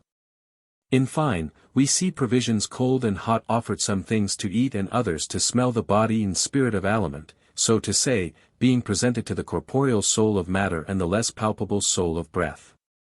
The shrew mouse, or the bird, has no likeness to the human being, but the ape has a little. And at this third stage the nearest likeness to the human is adapted to express the other, or reflected, self, at the stage of the third soul. The shade in Egypt is synonymous with the god Shu, one of whose types is the great ape. The ape, as a type of the soul, may account for the African superstition of men being changed into monkeys after death. The primitive symbol having been literalized. Now, esoteric Buddhism professes to give some account of the 7 races of man, which are founded on the 7 souls, and of the evolution of the elementary into the human. In his third stage we are told that the coming man had developed at first the form rather of a giant ape than of a true man, but with intelligence coming more and more into the ascendant. Here we can clutch the proof that the third race is a continuation of the third soul, and that the basis of both is to be found in Egyptian typology. For the giant ape in Egypt was the type of the third elementary, the god Shu, or shade, the monkey man on the monuments. The Marawi say the souls of bad men after death will become jackals. And the jackal was another of the elementaries, the one who possibly represented the fourth soul, that of memory, as he was made the remembrancer and recorder of the gods. The soul was also reckoned to be a birth of time. Hermes alludes to every soul that is in flesh by the wonderful working of the gods in circles. In the ritual the deceased says, "My soul is from the beginning, from the reckoning of years," and he boasts that he has time in his body. Time is Seb, and the soul of Seb is the soul of pubescence, our soul No. 5. The goose that laid the egg was a type of this soul. The goose being a representative of the soul born of time, an equivalent for the soul according to a symbolical mode of expression, you have only to continue that type in spirit world or fairy world for the goose to become identical with a spirit. And you may expect to find the goose amongst the elementaries, as in fact we do. In German fairyology, or the spiritualism of folklore, we find a class of earth spirits, or we folk, who visit the living. And when the ground is strewn with ashes overnight, the footprints are supposed to be visible next morning as those of the goose or duck. Here the returning spirit is identifiable with the likeness of Seb, or with his type the goose, but it does not mean that the human soul came back upon the feet of a goose. The ancient typology was continued, and remains to be interpreted. Take it literally at any stage and you must be all wrong, as are those esoteric Buddhists who have mistaken an ancient mode of expression for a reality, and continued it into the future of the human soul, and applied it to the development of the human race, in doing which they are but wandering in a mental wilderness that is dark overhead with the shadows of the past. The beetle was a type of our sixth soul, an emblem of transformation, and some of the primitive races held that a certain low class of spirits turn into beetles after death. The crocodile, whose Egyptian name is Sevek, or seventh, was a type of intelligence, as the seventh soul, the supreme one of 7, because, so Plutarch says, it could see in the water when its eyelids were closed over the eyes. It was thus the seer unseen. In the Kafir languages the crocodile and a spirit, i.e., a soul, or the intelligence, have the same name. It is said to be believed by some of the inner Africans that when a child of theirs is born the mother gives birth to a crocodile at the same time. Here the Egyptian symbolism, over which I have spent a third of my lifetime, will enable us to interpret the meaning. These poor people intend to say their children are born with an intelligent soul, and the fact is expressed in the African language of typology. But the human soul in its upward ascent had not actually passed through the stages of the mouse, hawk, ape, jackal, goose, beetle, and crocodile, nor will it return to or in any such shapes. Nor did it project 7 such elementaries as its shadows into spirit world, nor did any primitive race, whether savage, Egyptian, or Hindu, ever think these things. Nor were they evolutionists in the Darwinian sense. It was a mode of expression, still readable in the ritual, where the speaker, in making his transformations of the soul, says, I am the mouse, I am the hawk, I am the ape, jackal, goose, or serpent. I am the crocodile whose soul comes from men, that is, as a type of intelligence, I am the soul of the gods, the Horus, or Christ, as the outcome of all. Moreover, each of these souls had its representative type of sacrifice that was eaten in Eucharistic rites, and these might be traced more or less from the shrewmouse, that was eaten by the Hebrews, down to the body and blood of Jesus eaten by the Christians, as a mystery of transubstantiation. It is in vain that the pseudo-esoterists try to saddle modern spiritualism with this bestial set of acquaintances, elementaries, shadows, and shells as our relatives in another world. They are ignorant of the beginning, the natural genesis of this system of representation. They do not seem to know that the transformations of Buddha were of the same character, and originated in the same zoomorphic typology. The Buddha, or Supreme Soul, that reaches the top of attainment as the outcome of the previous 7, has in a sense been all 7, because of the one life running through them all just as the mature man has been boy, babe, embryo. It consequently follows that whatsoever types the 7 have been masked under, or represented by, may be applied to the Buddha as the ascending human soul. Hence he has various transmigrations and rebirths, in which he emerges now as a bird, an ape, a frog, now as one kind of animal, now as another. Because these were at first symbolic of the 7 elements of body and soul that made up the totality of being, which elements in man, or in external nature, had been imaged by the zootypes of totemism that were continued as ideographs in a later phase of thought, and had no reference at all to any remote course of pre-human evolution on Earth. The 7 races of men that have been sublimated and made planetary by esoteric Buddhism, may be met with in the Bundahish as, 1. The Earth Men, 2. Water Men, 3. Breast-eared Men, 4. Breast-eyed Men, 5. One-legged Men, 6. Bat-winged Men, 7. Men with tails. But these were never real races of men. These are they who were created in the likenesses of the 7 elementals, who were represented by zootypes, which were afterwards continued in the heraldry of tribal totemism. Mr. Sinnett's instructors have mistaken these shadows of the past, for things human and spiritual. They are neither, and never were either. This mode of representation can be studied as intended typology in Egypt, whereas, in India, a land that is haunted with the phantoms of metaphysics, it has been perverted into a system of metempsychosis and a doctrine of migration for the human soul. In the Egyptian judgment scenes, it is common to see the wicked soul sent back as, or by means of, an unclean beast, the sow being the type of uncleanness. Such symbolical representation was made actual in India, where such souls are sent back to earth as beasts or reptiles. It is affirmed in the Book of Manu that, in whatever disposition a man accomplishes such and such an act, he shall reap the fruit in a body endowed with such and such a quality.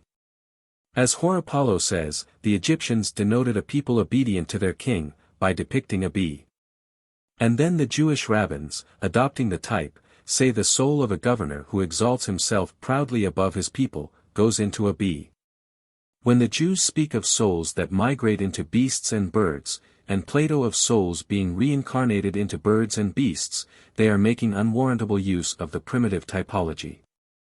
In the later teachings, conveyed by means of the ancient symbolism, it was threatened that the fleshly soul would be reborn as a mouse or an ass, the thief would become a rapacious rat, the coward, a reptile, the bloodthirsty tyrant a vulture, or devouring beast of prey, the lowest classes, into the vilest creatures.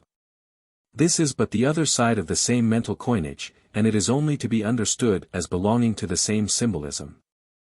All such primitive doctrines were indigenous to India, long ages before the latest esoteric Buddhism was born, and here, as elsewhere, only in the earliest phases in physics, can we ever reach the root of the matter. So often the more abstract doctrines have no other foundation than this of perverted typology, the resulting metaphysical phantasmagoria being then put forth as an esoteric revelation. That is, the mode or representation, which was only true as fable, has been moralized and made false in fact. An ancient mode of expression has become a modern mold of thought. I once had a singular experience with an incipient medium, who came to me at the moment when my mind was full of Egyptian hieroglyphics. After he had entered the state of trance, these images appeared to take shape and go for him. He seemed to be surrounded and pursued by the very animals I had just been copying. Because he at first mistook the mental pictures for objective realities. And this is exactly what has been done by the pseudo-esoterists represented by Mr. Sinnett. The natural genesis was physical and followable, the expression was typical. In the later metaphysical phase we have only the shadow, the returning manies of the once living meaning, trying to pass itself off as a revelation of future reality. Metamorphosis of the soul was ancestral, biological, and figurative, at first, then it was continued in the astronomical allegory, both of which are omitted by the pseudo-esoterists. And, lastly, it was made mystical by metaphysical assumption in the later systems of esoteric hermeneutics. And now it is pretended that the last was first, and the uppermost stratum was primary, or, in the beginning, which it is only in beginning to go back. In conclusion, it has been my literary lot to explore the past of human thought, and its modes of expression, somewhat thoroughly, as an evolutionary fundamentalist. The obscurity lessened by slow degrees. I began to see how the primary types of thought were originated of necessity, and for use, how they became the signs of expression in language and mythology. And how theology, by its perversions and misrepresentations, has instituted a reign of error throughout the whole domain of religion. But, I am not one of those who go back to rehabilitate the past, or resuscitate the religion of Osiris, or Hermes, or Buddha, any more than that assigned to Jesus by 300 sects of Christians. Neither am I at enmity with the Theosophists. I am ready to join hands with all who work for the universal brotherhood, and I am their best ally, if they only knew it. My desire is to gain all the knowledge the past can give, and supplement it with all that is known in the present, but with face set steadfastly toward the dawn of a still more luminous day of a larger knowledge. And of loftier outlook in the future. If we turn back to the past for our revelation and authoritative teaching, we are exalting the child as father to the man. The past is a region to explore, and learn of it all we can. It is impossible to understand the present without the profoundest knowledge of the past. Without a comprehension of the laws of evolution and development in the past, and of survival in the present, we can have no opinion ourselves that is of the least value to others. And then we want to get out of it, and away from it, by growth, individual and national, as fast and as far as ever we are able. They are blind guides who seek to set up the past as superior to the present, because they may have a little more than ordinary knowledge of some special phase of it. There were no other facts or faculties in nature for the Hindu adepts or Egyptian Rekhi than there are for us, although they may have brooded for ages and ages over those of a supernormal kind. The faculties with which the adepts can, as Mr. Sinnett says, read the mysteries of other worlds, and of other states of existence, and trace the current of life on our globe, are identical with those of our clairvoyants and mediums. However much more developed and disciplined they may be in the narrower grooves of ancient knowledge. Much of the wisdom of the past depends on its being held secret and esoteric, on being kept dark, as we say. It is like the corals, that live whilst they are covered over and concealed in the waters, but die on reaching day. Moreover, it is a delusion to suppose there is anything in the experience or wisdom of the past, the ascertained results of which can only be communicated from beneath the cloak and mask of mystery.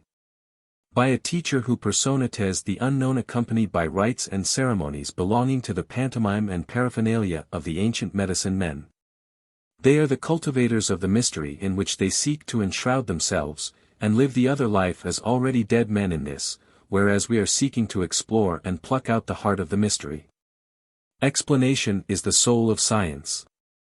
They will tell you we cannot have their knowledge without living their life. But we may not all retire into a solitude to live the existence of ecstatic dreamers. Personally, I do not want the knowledge for myself. These treasures I am in search of I need for others. I want to utilize both tongue and pen and printer's type, and if there are secrets of the purer and profounder life, we cannot afford them to be kept secret, they ask to be made universally known. I do not want to find out that I am a god in my inner consciousness. I do not seek the eternal soul of self. I want the ignorant to know, the benighted to become enlightened, the abject and degraded to be raised and humanized. And would have all means to that end proclaimed worldwide, not patented for the individual few, and kept strictly private from the many. I cannot join in the new masquerade and simulation of ancient mysteries manufactured in our time by theosophists, hermeneutists, pseudo-esoterists, and occultists of various orders howsoever profound their pretensions. The very essence of all such mysteries as are got up from the refused leavings of the past is pretense, imposition, and imposture. The only interest I take in the ancient mysteries is in ascertaining how they originated, in verifying their alleged phenomena, in knowing what they meant on purpose to publish the knowledge as soon and as widely as possible. Public experimental research, the printing press, and a freethought platform, have abolished the need of mystery. It is no longer necessary for science to take the veil, as she was forced to do for security in times past. Neither was the ancient gnosis kept concealed at first on account of its profundity, so much as on account of its primitive simplicity. That significance which the esoteric misinterpreters try to read into it was not in the nature of it originally, always accepting the phenomena of spiritualism. There is a regular manufacture of the old masters carried on by impostors in Rome.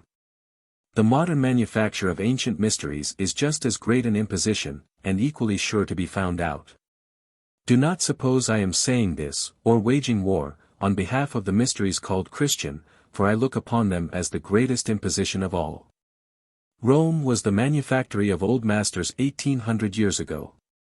I am opposed to all man-made mystery, and all kinds of false belief. The battle of truth and error is not to be darkly fought nowadays behind the mask of secrecy. Darkness gives all its advantage to error, daylight alone is in favor of truth. Nature is full of mystery, and we are here to make out the mysteries of nature and draw them into daylight, not to cultivate and keep veiled the mysteries made by man in the day of his need or the night of his past. We want to have done with the mask of mystery and all the devious devilries of its double-facedness, so that we may look fully and squarely into the face of nature for ourselves, whether in the past, present, or future. Mystery has been called the mother of abominations, but the abominations themselves are the superstitions, the rites and ceremonies, the dogmas, doctrines, delusive idealisms, and unjust laws that have been falsely founded on the ancient mysteries by ignorant literalization and esoteric misinterpretation. Note to lecture on Paul. In quoting evidence of the double doctrine ascribed to Paul, I omitted one of the most conclusive illustrations of the fact. We read in Galatians 3:13, Christ hath redeemed us from the curse of the law, being made a curse for us, for it is written, Cursed is every one that hangeth on a tree. The object of hanging the condemned one on the tree was to make him accursed.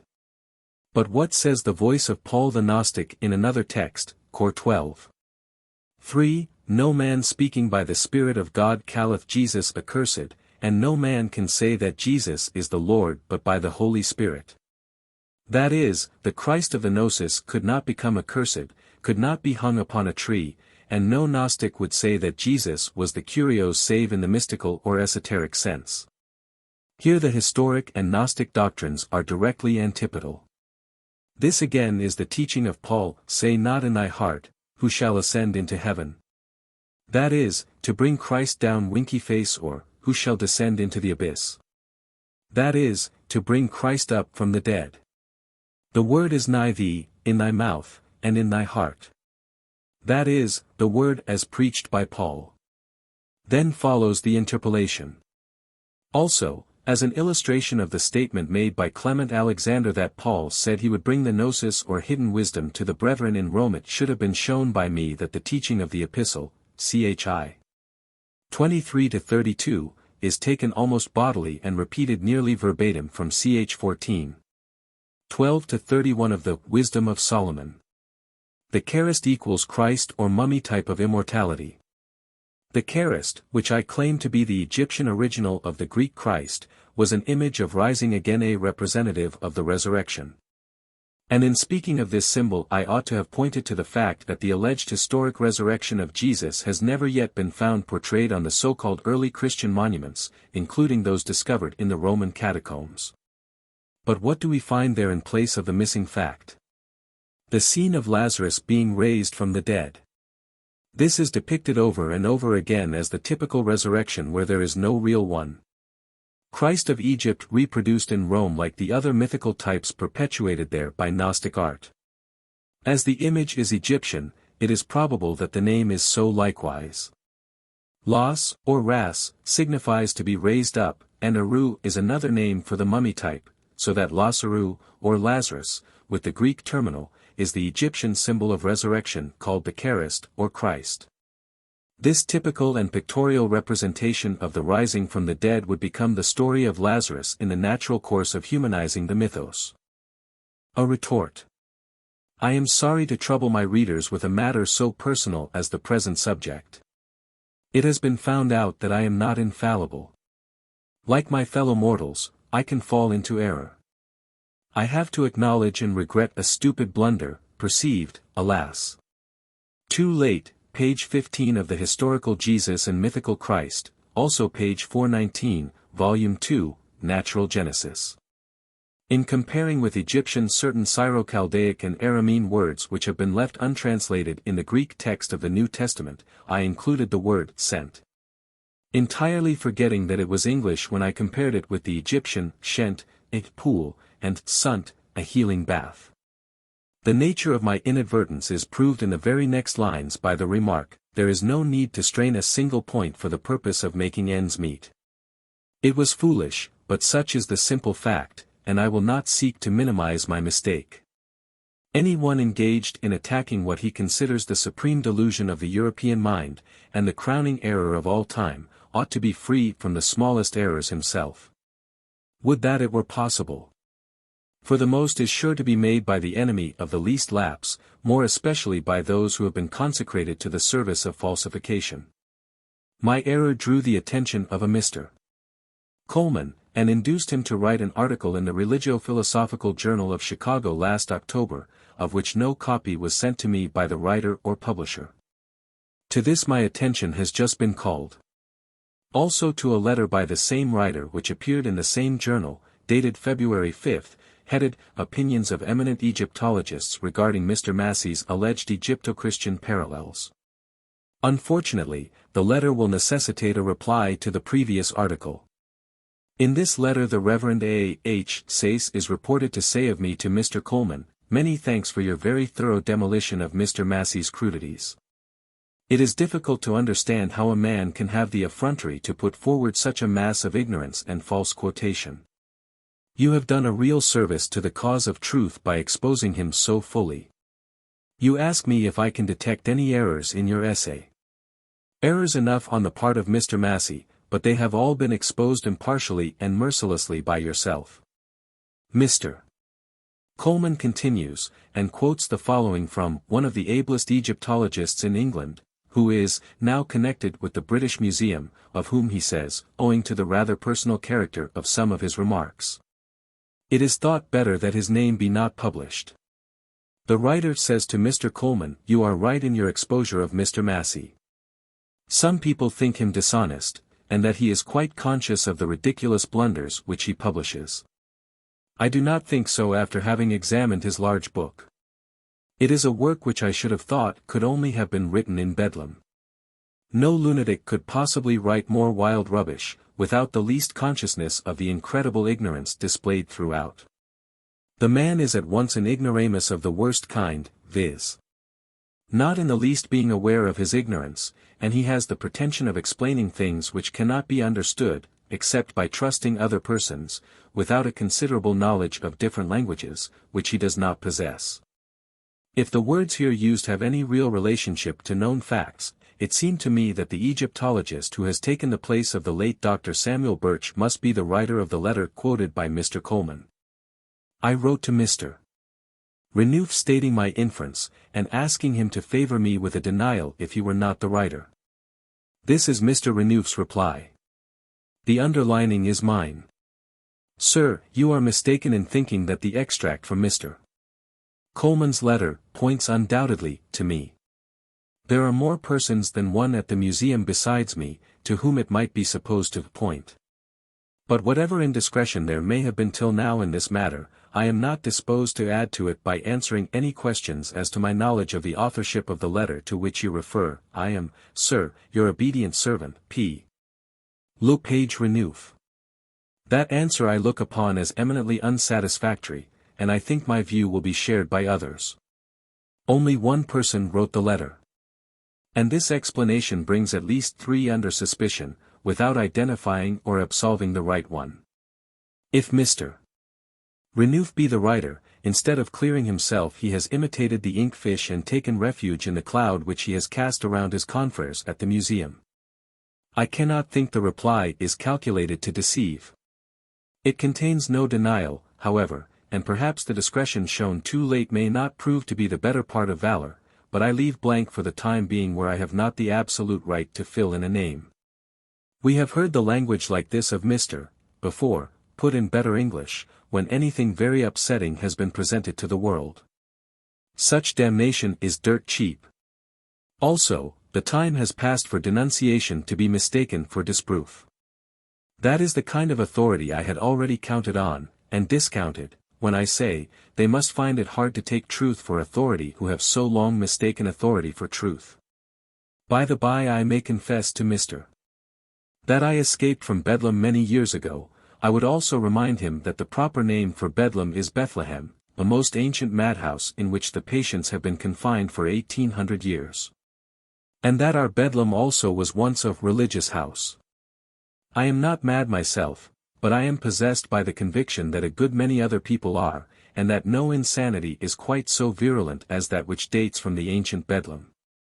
I had already warned my readers that they must expect little help from those Egyptologists and Assyriologists who are bibliolaters first and scholars afterwards. Bibliolatry puts out the eye of scholarship or causes confirmed strabismus. I admit in the preface to my Natural Genesis that, as a matter of course, the author will have blundered in manifold details. At the end of 3 years I doubt whether I have. But of course in a work of so fundamental and pioneering a nature there will be some oversights, crudities, and even graver faults that cannot be avoided in a first edition. Why, 30,000 errors have had to be corrected in the latest edition of the Word of God. And it does seem at times to be a providential part of the scheme of things that where the truths entirely fail to command attention first, the errors are sure to secure some sort of advertisement for the work. In this way, even a Coleman can be turned to account. Madness may be a matter of opinion, but whoever charges me with intended, false quotation, lies. I spared no time to get at my facts, and neglected no available sources of knowledge, whether directly open to myself or derivable through the minds of those who are great linguists. As I also say in my preface, I took the precaution of consulting Dr. Samuel Birch for many years after he had offered, in his own words, to keep me straight as to my facts, obtainable from Egyptian records. He answered my questions, gave me his advice, discussed variant renderings, read whatever proofs I sent him, and corrected me where he saw I was wrong. I never could understand the interest he took in me and my work.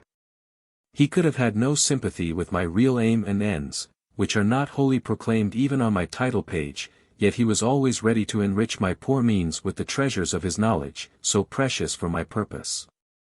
Whether by letter or in person, whenever I sought him out amongst the mummies and, in a corner found the toys, of the old Egyptian boys, or got my verification direct from the monuments, including the hieroglyphic texts and pictures in his own copy of the Book of the Dead. And now for Mr. Coleman. He has been trying to discredit my work for over 3 years past.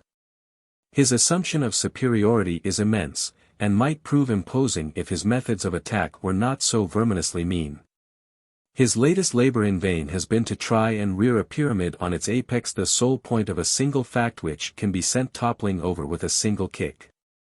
Where it suits his purpose he uses an imperfect report of a lecture so that he may convict me of errors which are not to be found in the book that he seeks to discredit, and industriously essays to damn. In the article referred to he says, in recent numbers of the London Medium and Daybreak there has appeared Mr. Gerald Massey's lecture on the historical Jesus and the mythical Christ, as revised and corrected by the author, and as delivered by him in London not long since. In this lecture, which attempts to establish that the Jesus and the disciples of the New Testament had no existence in the flesh, but were only personifications of Egyptian myths, we find a large number of asserted parallels between the life and teachings of Jesus of Nazareth and certain portions of the Osirian and other myths of Egypt. The opening paragraph contains two positive, provable, falsehoods. The version of my lecture made use of by him was a reprint from an imperfect report in the New Zealand Rationalist, which was not revised by the author. If it had been he could only have assumed to know what he asserted without knowing. But it is not true. It is also false that in this lecture, or in my book, I try to establish that Jesus and the disciples of the New Testament had no existence in the flesh, but were only personifications of ancient Egyptian myths, whatever that may mean. On the contrary, I demonstrate the existence of the only possible historic Jesus known to Celsus, to Irenaeus, to the Jews, who allow that he had 12 disciples, whom they call the 12 goddess runagates. What I do also demonstrate is that the mythical 12 were the followers of Harkuti in Egypt ages earlier. This is a prime specimen of his mode of working, and one it is well to keep in mind all along. This is the mode of demolition which Professor Sayce endorses, warrants, glorifies, and Mr. declares to be quite right. Again, I have used the Hebrew word VLW, Natural Genesis 2. For 19, on which our learned Hebraist remarks, this asserted Hebrew word Shiloam is a fabrication. There is no such Hebrew word in existence as Shiloam in unpointed Hebrew SHLOM. To identify Salem, or Shalem, with Salom in Hebrew, the letter M was required. There being no M in the correct word, Shaloch, Mr. Massey manufactured a Hebrew word and printed it in Hebrew letters, as if to deceive the very elect. Now, look at that for a lie. With no room left for the least little wriggle out of it. As Mr. Coleman obviously knows nothing of Hebrew beyond the names of letters, perhaps Mr. Sayce, or Mr., will look it out for him in first, at page 1388, Colonel 2, where the word appears with the meaning of, well, in health, and on page 1376, Colonel 1, where it means peace. It is used for the Prince of Peace, is 9. 6, and first further says, Shiloah is cognate with VLW, Shlam. It is quite impossible that Mr. Sayce should not have known this at the time he gave his sanction to Mr. Coleman's falsehoods and consummate effrontery. And it was cruel not to arrest him as he was careering round in this wild way instead of tickling the poor creature's vanity with insincere applause. The lie and libel were so unnecessary that I am compelled to regret the wanton waste of pure malignity. When I say the pool of peace is Salem, or Shlom in Hebrew, I do not say that it is the pool of Salom. And am only rendering the word peace. And as Shlom means peace and Salem means peace, I use the alternative of Salem or Shlom. I knew the two words were spelt differently, and that Shlom may be pointed Shalom. I also knew that they were identical in meaning. Moreover, the pool of the waters that flows softly is a form of the pool of peace. Not that either of these was involved or at all necessary to my argument. When I say, the pool of peace is in Hebrew Salem or Shlom, I am speaking of the mythical pool which in Egyptian is the pool of Hept or peace, not the topographical pool of Salom. I was only concerned with the identity of the mythical original which had various localizations in different lands, Judea included. Mr. Coleman runs a long rigmarole about the goddess, Nu, and the place, Anu, in which he flounders in the bottomless bog of his own helpless ignorance, past all pulling out by those who have taken him by the hand, viz., Messer Sayce N. He who enters this domain so unprepared and unequipped as Mr. Coleman, must be a foredamned fool. I could have pitied his impotency but for his ineffable conceit and aggressive insolence. Because I use the words an and Anu as synonyms, this great Egyptologist asserts that I identify the lady of An with the goddess Nu to form the word Anu. As the monkey exclaimed when he saw the elephant taking in water at such a rate, to drink with the tail is immense. An and Anu are simply Egyptian variants of one word. Different spellings of the same word were the result of familiarity with matters upon which my corrector is so utterly ignorant that he looks upon and denounces the variance in Egyptian spelling as my distortion of Egyptian names. And sapiently suggests that there always appears to be an object in my changes. He thinks the lady with the long hair is Tefnut, and not the goddess Nu as I had inferred, partly because the ritual says, the hair of the Osiris is in the shape of that of Nu, ch 42. And partly because the Osiris ascends the heaven, or Nu, with his long hair down to his shoulders. Either way it matters very little. What I do regret is that I could not have had the advantage of knowing what Mr. Coleman thinks about Egyptian mythology before writing my book. The opinion of such an expert on the most profoundly elusive and problematical sayings might have seriously modified the result. He further charges me with having got certain goddesses mixed up, it being his mission to teach me how to separate them once more and distinguish between them individually. Here he tries to turn his ignorance to account by taking advantage of the readers and producing the impression that the ignorance is mine. He throws dust in the eyes of others and then says it was I who did it. And Mr. Sayce, in a cloud of it, swears it to me. I may admit that this parallel of the woman at the well, which is but 1 out of 50, is the weakest one. But it is enough for my purpose to show that the Osiris or Osirified, these being identical in character, appears at the well or pool of peace, that he claims to be the well and personates the water. That the source of this water of life given to the Son is the Father, that a well or flow of this water comes out of Osiris to him, that the well of this water comes through him, cf. John 7. 38, and 4. 14. That he washes in the pool of peace, where the Osirified are made pure or healed, where the certain times, as I have called them, because the seasons for healing are dual in the ritual, are detailed thus: the gods of the pure waters are there on the 4th hour of the night and the 8th hour of the day, saying, "Pass away hence, to him who has been cured or healed." Here it is noticeable that in the still continued process of eliminating that which looks too mythical. This passage containing the angel descending to trouble the waters and turn them into a pool of healing has been dropped from the latest revised version of John's Gospel. In converting the original mythos into later history, this process of picking the owner's name or sign from stolen goods has gone on from the first, and is not yet ended. I do not say or suppose anything so simple as that the writer of John's Gospel was copying from some variant and obscure chapter in an ancient Egyptian papyrus. That is Mr. Coleman's foolish way of putting it. That was not exactly the way in which the Osirian legend got literalized in Rome. If it had been preserved and continued as mythos, it could not have reappeared under the guise of historic Christianity. The matter had to be manipulated, converted, assimilated, in which process the original features have been somewhat defaced. This has to be allowed for in judging of my parallels, comparisons, and interpretations. There must of necessity be a wide gulf between anyone who accepts the gospel history as pure matter of fact, and one who treats it as mainly mythical.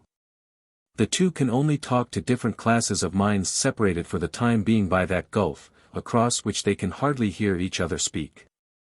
But perhaps the most perfect of all my critic's manifold errors and monstrous blunders is this. He writes a long essay in 6 columns to defend a passage in the Johannine Gospel against my mythical interpretation, with the intention of demonstrating the stupendous display of ignorance and absurdity which he finds in my volumes. He fights tooth and nail on behalf of the historical interpretation against the mythical. His one line of argument, his raison d'etre all through, is that the events under review, the woman at the well, the Christ who drinks there, and other circumstances, are historical. And yet in the opening paragraph of his article he had started with saying, it is significant that most of these so-called New Testament parallels are derived from the 4th Gospel, popularly ascribed to John. Every competent biblicist knows that the account of Jesus and his teachings given in John's Gospel differs widely from those given in the first three Gospels. And there is no reasonable doubt, in the light of historico-critical biblical science, that, while large portions of the latter are genuinely historical, the Gospel of John, as a whole, is unhistorical, mythical. Good God! The man is here throwing away the child with the water it was washed in.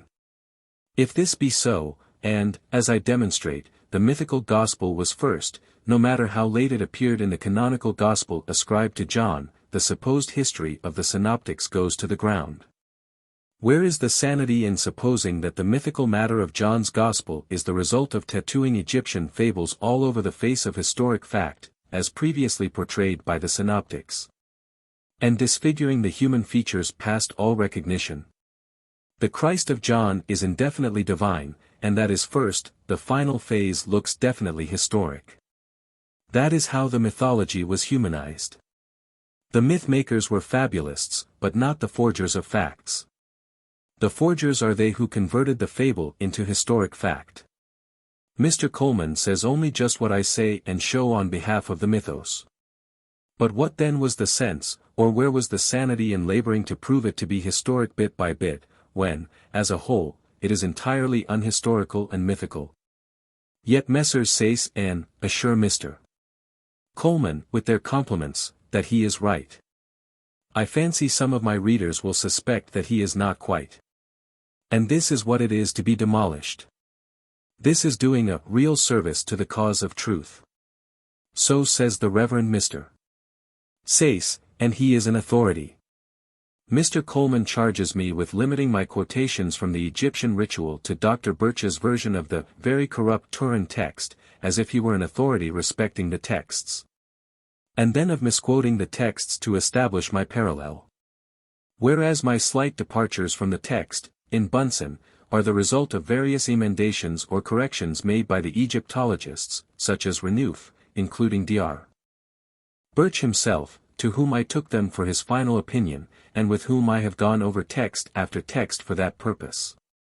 I neglected no available source of knowledge, early or late. Also in regarding, condensing, and connecting certain passages, I wrote with the whole matter of the mythos in mind, and had the ritual well nigh by heart, which is to be at an enormous disadvantage when judged by Mr. Coleman. In denouncing the corrupt Turin text, he is merely monkeying round, by quoting the words of Mr. Renouf, Hibbert Lectures, page 177. He consistently omits the rest of the sentence. Mr. Renouf, like M. Neville, is an expert in textual and verbal criticism, and it is he who says on the same page. Dr. Birch's translation, though made about 30 years ago, before some of the most important discoveries of the full meaning of words, may still be considered extremely exact as a rendering of the corrupt Turin text. And to an Englishman gives nearly as correct an impression of the original as the text itself would do to an Egyptian who had not been carefully taught the mysteries of his religion. Mr. Coleman's method, however, is the correct one for a defender of the great superstition to adopt. And if he were obsessed by the spirit of some fanatical Spanish monk, one of those who urged on the Mexican massacres, dead and damned ages since for his bigotry and cruelty, and reincarnated to continue the old battle against truth, he could not have more cleverly struck the track of the Jesuit. It is what the Christians in all ages have done to get rid of, discredit, and mystify, the pre-Christian evidences of the mythical origins, only he lacks the requisite knowledge for doing the work. Nor is this a matter of mere textual interpretation, and I am calmly confident that no mere verbal changes will invalidate the fundamental facts, the true doctrines, the identifiable mythology, found in the versions of Birch, Lepsius, and Neville. On the contrary, the closer the inspection made by men of insight, the more will my interpretation of the vastest number of facts ever yet collected and collated be corroborated. Mr. Coleman has been soliciting certificates. I will give him one written on a label bound to last and stick like pitch plaster. It is my recognition of his claims to be the genuine Gnostic. He calls to Europe, high and low, and all the Americas. That is the man who does not know. I am the man who does. The others join in chorus, oh. They make his brain bee buzz. You are right, dear friend. He does not know. You are the man who does.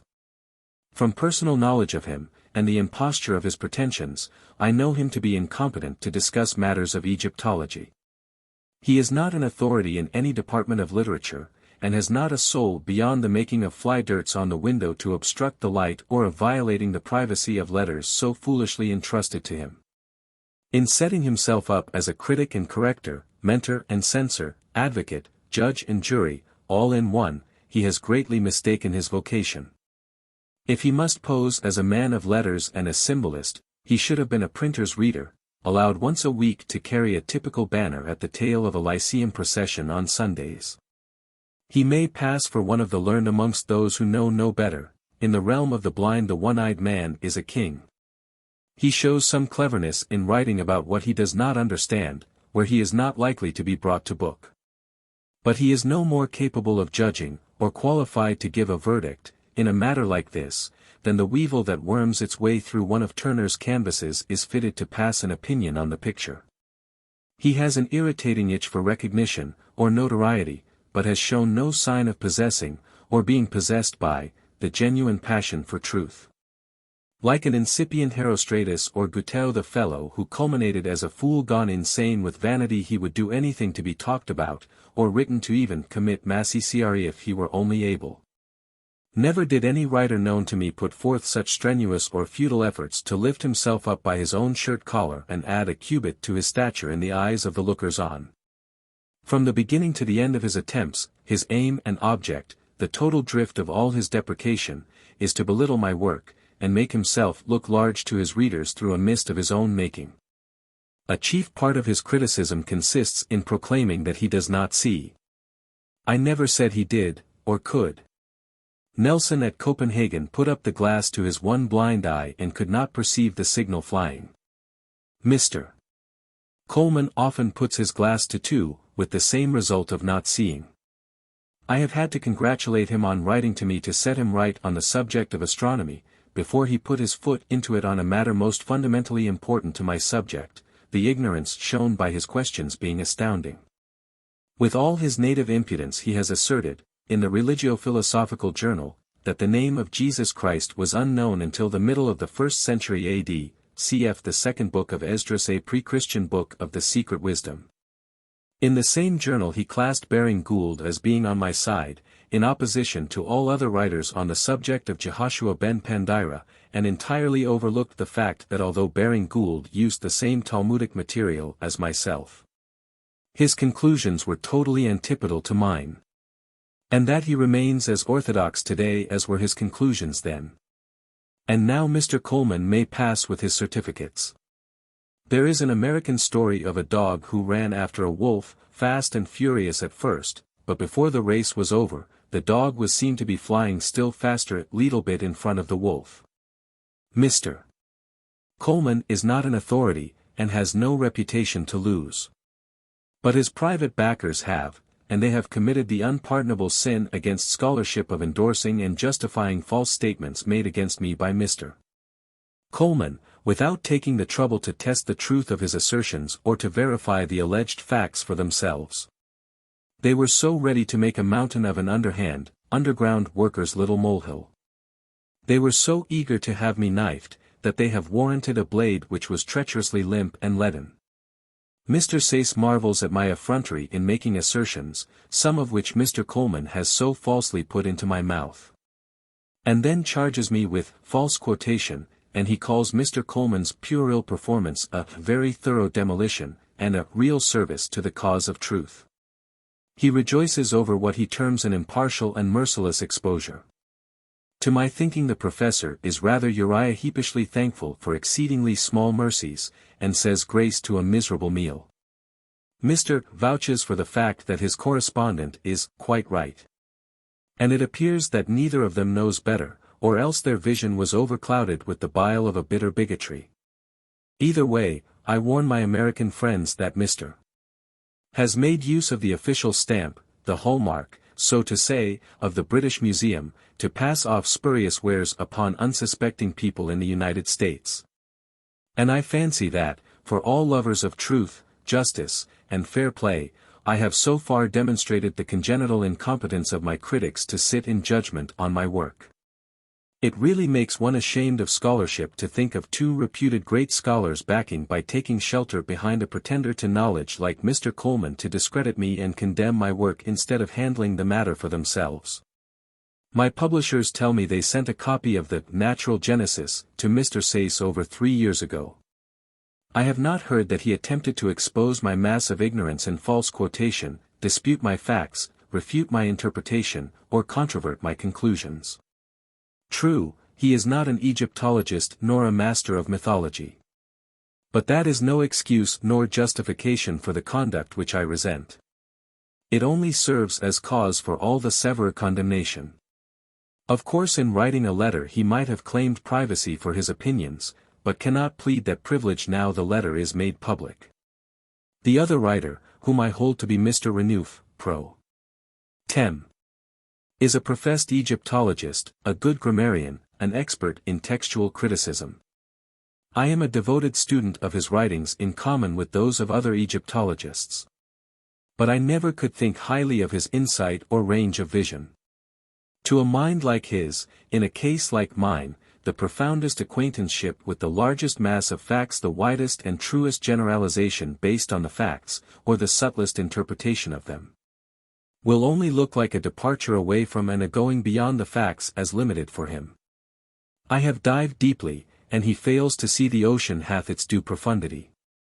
You may transcribe texts and decipher inscriptions, but with the light shut out all round by non-application of the comparative method, and from lack of illumination within, you cannot touch the Egyptian origins in mythology or language, time or space, or interpret the mystery of Egypt to her own forgetful self.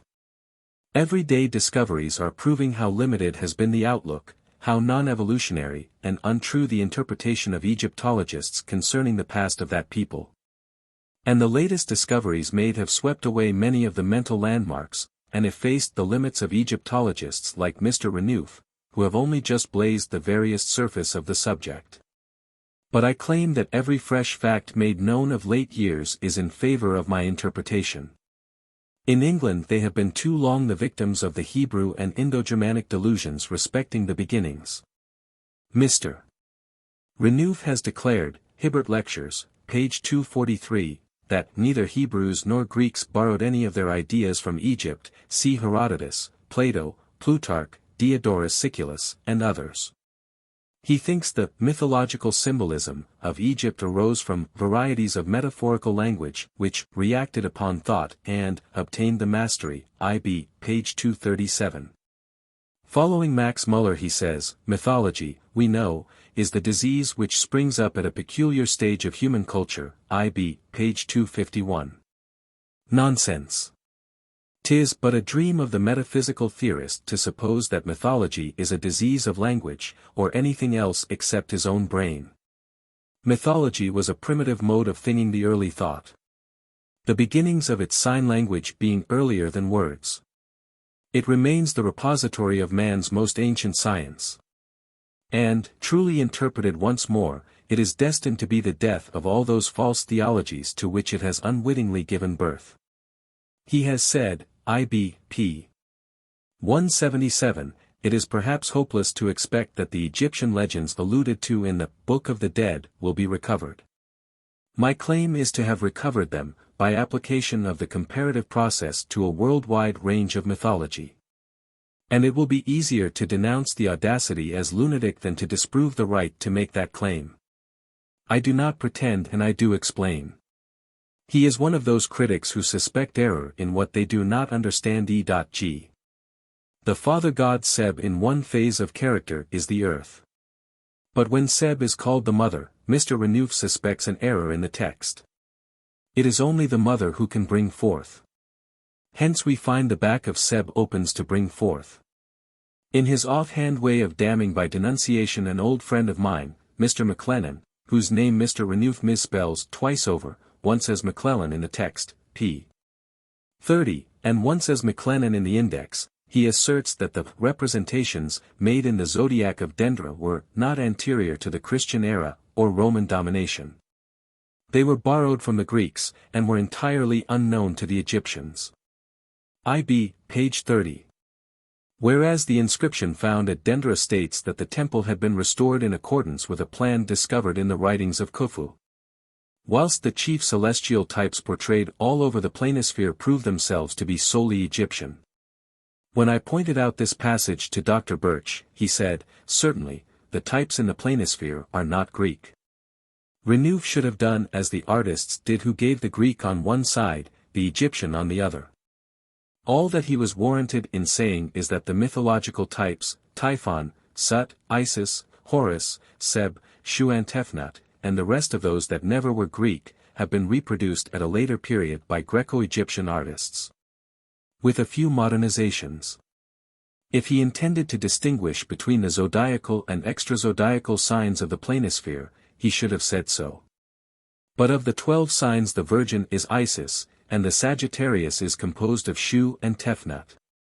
He must have known, however, that when Dupuis and MacLennan spoke of the zodiac of Dendera as being ancient, they meant the planisphere, and were not distinguishing the one set of signs from the other. Rays of light from the newest dawn would bring no quickening influence to such as are mentally bound and doomed till death to remain the representatives of an expiring system of thought. The resurrection of Egypt has brought forth a spectre that will frighten historic Christianity to death. Or haunt the minds of men till they lose their unworthy fears and listen like truth lovers to the message which she brings to them from the grave. What says Professor Mahaffey, after getting a glimpse of the ghost, and finding that the dead language has come to life again?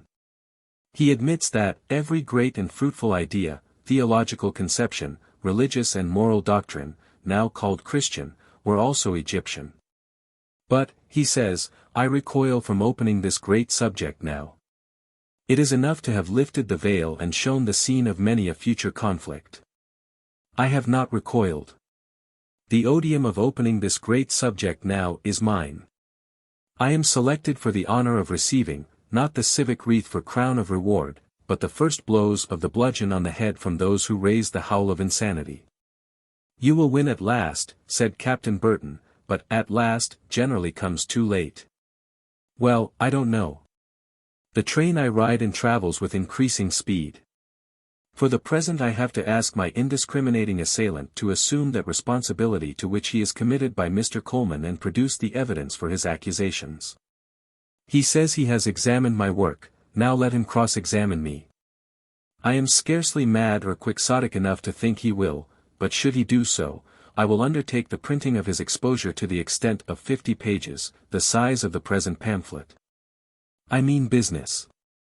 I court honest criticism, and welcome genuine correction. I do not mind being misunderstood, but do resent misrepresentation. I am in search of realities myself, and have no tolerance for men or things in masks. I try to follow truth, like the old Egyptians, my masters, with all the force of sincerity, all the fervor of faith. That is comparatively easy nowadays when bonfires are no longer made of man or book, and the penalties are so very slight. A loaf or two of bread the less. A greeting here or there with an offensive epithet, a rotten egg, or a dead cat, are things to be smiled at when we remember our forerunners that were her lovers from old, who beat out a pathway for us through all the long dark night of the past. And lit it with illimitable rows of their burning bodies, each turned into a flaming torch for truth. Gerald Massey. A correspondent writes, I am reading this extraordinary Seven Souls lecture, and have been able to follow you as far as the following statement, whereat I stick. I am compelled to trouble you for an explanation. You say, the Roman accuser, the hairy, pubescent, or anointed one, was an impersonation of this supreme soul. He happens to be the eighth by name in Octavianus. This looks like converting history into typology. Whatever the root significance of the term accuser may be, was it not the historical Julius Caesar who really made, i.e., signalized it, by his deeds? The name subsequently becoming a complimentary title assumed by the emperors who were supposed, each in turn, to reflect the luster of the great Julius? No. But this may serve as a useful illustration of the historical versus the mythical view of the Christ. I fear, however, that it is a failing of mine to make too many passing allusions, and use too few words where explanations may be most needed. I mean the Czar, of whom, in the case of Julius, the Roman legends related that he was born with very long hair, like the long-haired Horus, or the long-haired Christ, had a mythical origin, and bore a title that was typical. Historical rulers were invested with divinity in this way, and made into mundane representatives of the gods. It has been my work to trace such origins on various lines of research. For these mythical origins are manifold. They can only be distinguished and determined by knowing their genesis in natural phenomena. In the present instance, I suggest or claim that the Czar as well as the Ra, the Ripa, the Buddha, or the Christ, was a titular representative of the eighth, the total and eternal soul, mythically the reborn Son. Mystically the reborn spirit or glorified ghost of man. The Natural Genesis at the British Museum. Many inquirers have asked me why the Natural Genesis is not in the British Museum. This question I could not understand, but a friend has verified for me the reading room. Doubtless it is to be got at some other way known only to the initiated, but these would-be readers during 3 years past were simple enough to suppose that the second part of one and the same work would be entered along with the first part. It having been published in 1883. Becoming Religion. Our friends the enemy cheerily assure us that certain things are settled once for all in favor of historical Christianity, and any further kicking against the fact is all in vain. If you show them that the Mosaic writings do not contain an original revelation to mankind, but are a mosaic of Persian and Egyptian mythology, that the foundations of their creed are destroyed if the fall of man is a fable, they will tell you that does not in the least invalidate the authority of the Bible, nor imperil the Christian revelation. Oh, no. The Church has never committed itself to any particular interpretation. Let us throw up the sponge and continue the battle. Some of the apologists, as they call themselves, without meaning it ironically, pretend to think they are so secure that they can denounce any discussion of the Mosaic legends as intolerably tiresome. They affect to consider the matter past discussion. But those same certain things were never more uncertain or unsettled than at the present time. And when they do get settled, the occupation of those who preach them as God's truth today will be gone forever. If they have closed the controversy, we have just begun to open it. We have not done with the note of interrogation yet. If they have made and tied up their little bundle of old dried sticks, ours are beginning to grow, and put forth a new leaf, ours are yet green and lusty with the sap of a new life. These people have a vision of their own, and as it was bequeathed to them they will not part with it, even though they have to close their eyes to see. They will die in the good old faith. But that is what others of us cannot do. We have but just begun to ascertain the meaning of the good old facts that preceded the good old faith. We are finding out that names the most hallowed are spurious counterfeits of the ancient gods. We are learning that the literary fortunes of the Bible were made by mythology, and filched from the peoples who have been spoiled as pagans, and accursed as the spawn of Satan. There is a spirit within us that wants to see, with our eyes wide open, and will see, and must tear the bandages and blinkers off the eyes to see, each for himself, whether the traditional vision be false or true. Nature gave us eyes to see with. It was men who added the blinkers. Nature intended us to be led by our own eyes. It was men who substituted the system of leading by the nose the mass of dough-faced humanity which Church and State have tried so hard and so long to knuckle and mold for the purpose of leading it by the nose. We have found out nowadays that even the horses pull better without than with the use of blinkers.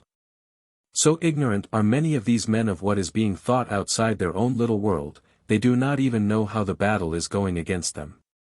They are in possession of a few crumbling outworks, and do not appear to understand that the enemy is already in the heart of the citadel itself, with the sappers and miners depositing their mental dynamite. Nor care greatly, so long as the commissariat remains intact, and they can draw the usual rations. For their attitude is, deprive us of what you please doctrinally, and resolve all our mysteries into myth, so long as you do not disestablish and disendow the Church. So long as the outworks are standing with them inside they will not recognize defeat. And Orthodox Christianity is mainly built up of outworks or scaffolding. It is not the scaffolding, however, with which the institution was built, but one that conceals the true nature of the real building inside. The ordinary worshipper stands outside and mistakes the scaffolding for the real building, and looks upon it as it rises tier above tier like so many landing stages and resting places on the upward way to heaven. It has been my aim to penetrate beyond this scaffolding, discover the secrets of the hiding place, and contradict the false report concerning the builders. And what we do find is that the so-called revealed religion is simply unrevealed mythology, and that a spurious system of salvation was proffered to those who would accept the ancient mythology transmogrified into historic Christianity, and be bribed into changing their old lamps for new ones. Orthodox preachers will go on asserting Sunday after Sunday, in the name of God, any number of things which their hearers do not believe. Only they have heard them repeated so often past all power of impinging or impugning until the sense is too outwearied to rebel.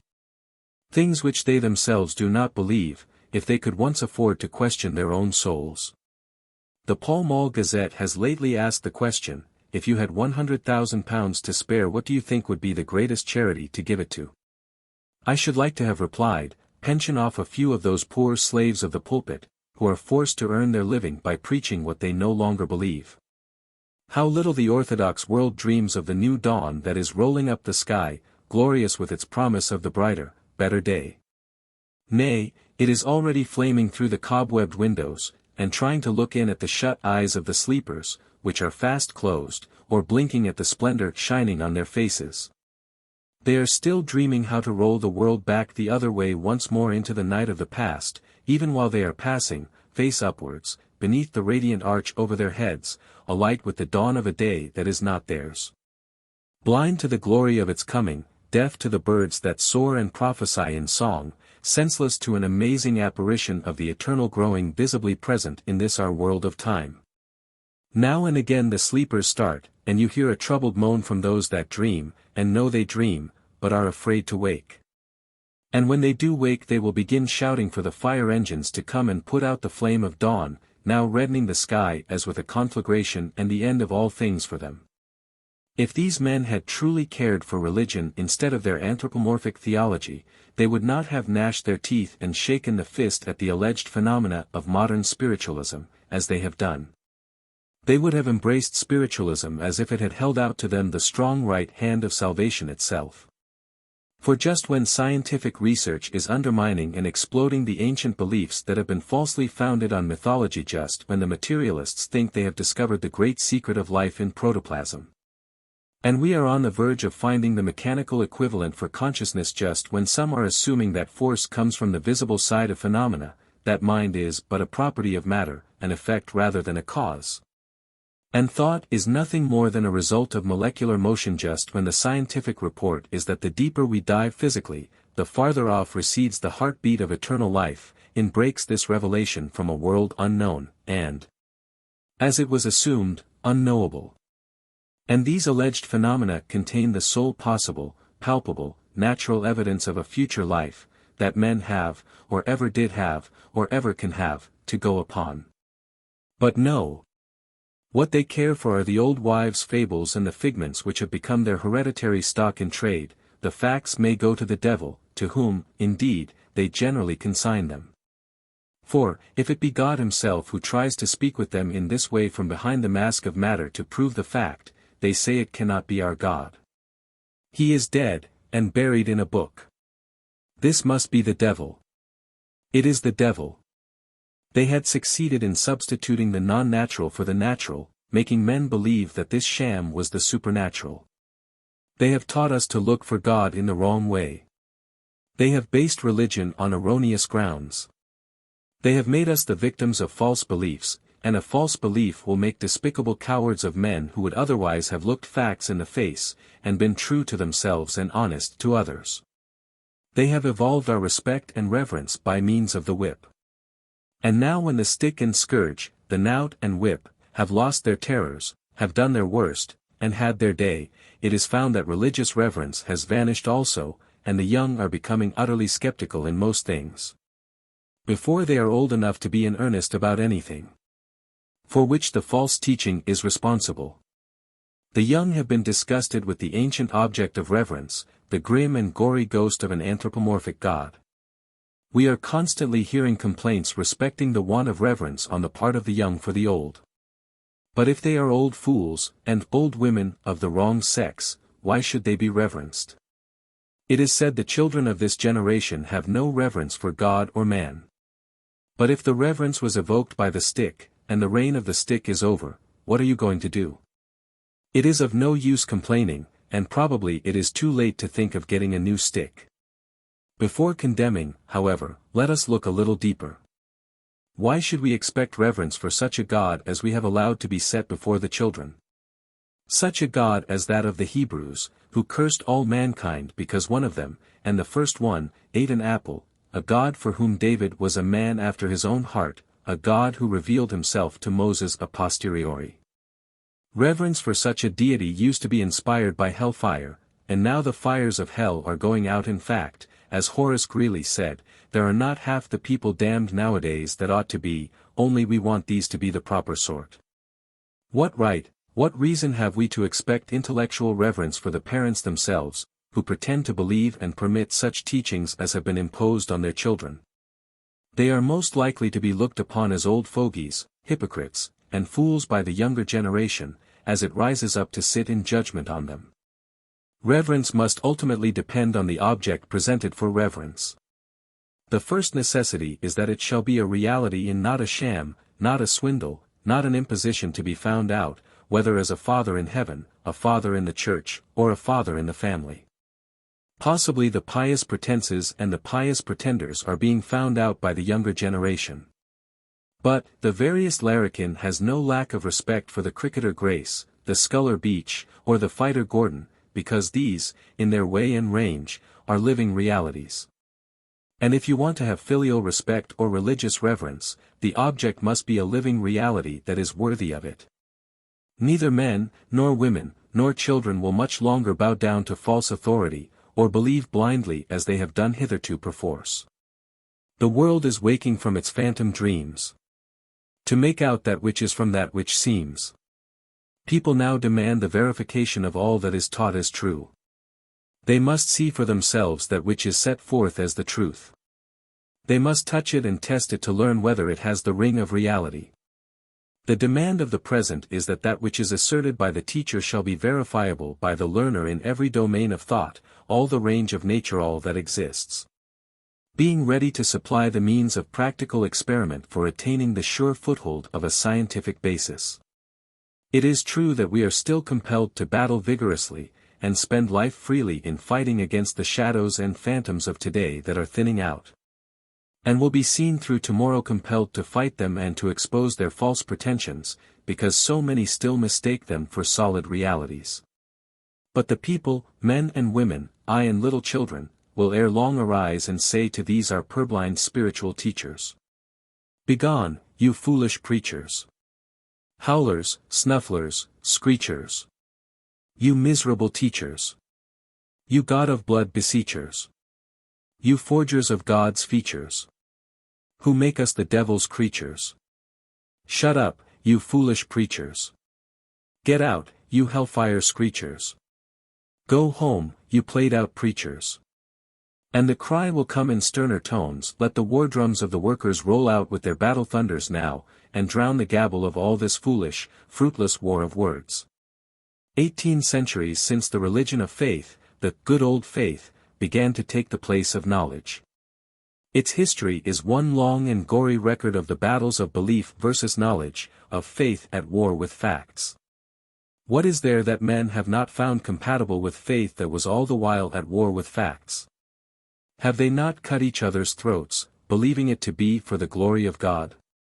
Have they not burned bodies by the thousand, believing it to be the sure way of saving souls from hellfire? Have they not made the cross into the hilt of the sword to give them the better grip hold of it whilst slaughtering myriads for the faith? Men have believed that they should find God if they unsexed themselves, and got sufficiently removed from humanity. And so have gone out as hermits into the wilderness of Monchyeri, which was like going into pitch darkness on purpose to see your face in a looking-glass. Men have believed that their God was the natural author of the diseases and evils which they created and fostered for ages, or permitted, and are responsible for before God and man today. They have believed that in the field of human souls Satan was the great harvester, and God only the gleaner. Do but think what woman has suffered from the belief, the foul and foolish calumny, that she was the cause of the fall of the human race. She ought never to forgive it. She ought to wake up and work, and sleep no more, until that lying libel is dead and damned, and the whole system of false teaching to which it belongs is swept out of the world forever. Men have believed in a God who was an omnipotent fiend, and demon quite unknown to the devil worship of the past day cursed that sat enthroned amid the universe, breathing horror all abroad, and brooding down in blackness on the souls of men. And the ascending smoke of torment was to magnify the features of his monstrous majesty. And if you were one of the chosen, elected to a front seat in the kingdom of this dreadful God, the daintiest part of your enjoyment was to be a full and perfect view of the poor tortured souls, including those of your own wee babes. A span long the mites and midgets of hell. The inspired Mr. Spurgeon will tell you what a delectable entertainment you may expect, for he says, all their veins are roads for the feet of pain to travel on. And every nerve is a string on which the devil shall for ever play his diabolical tune of hell's unutterable lament. Then, as the song of the ransomed was being sung, word would come that your father was among the damned, and you would sing all the louder, or that several of your little ones were in hell, and your hallelujahs would be redoubled.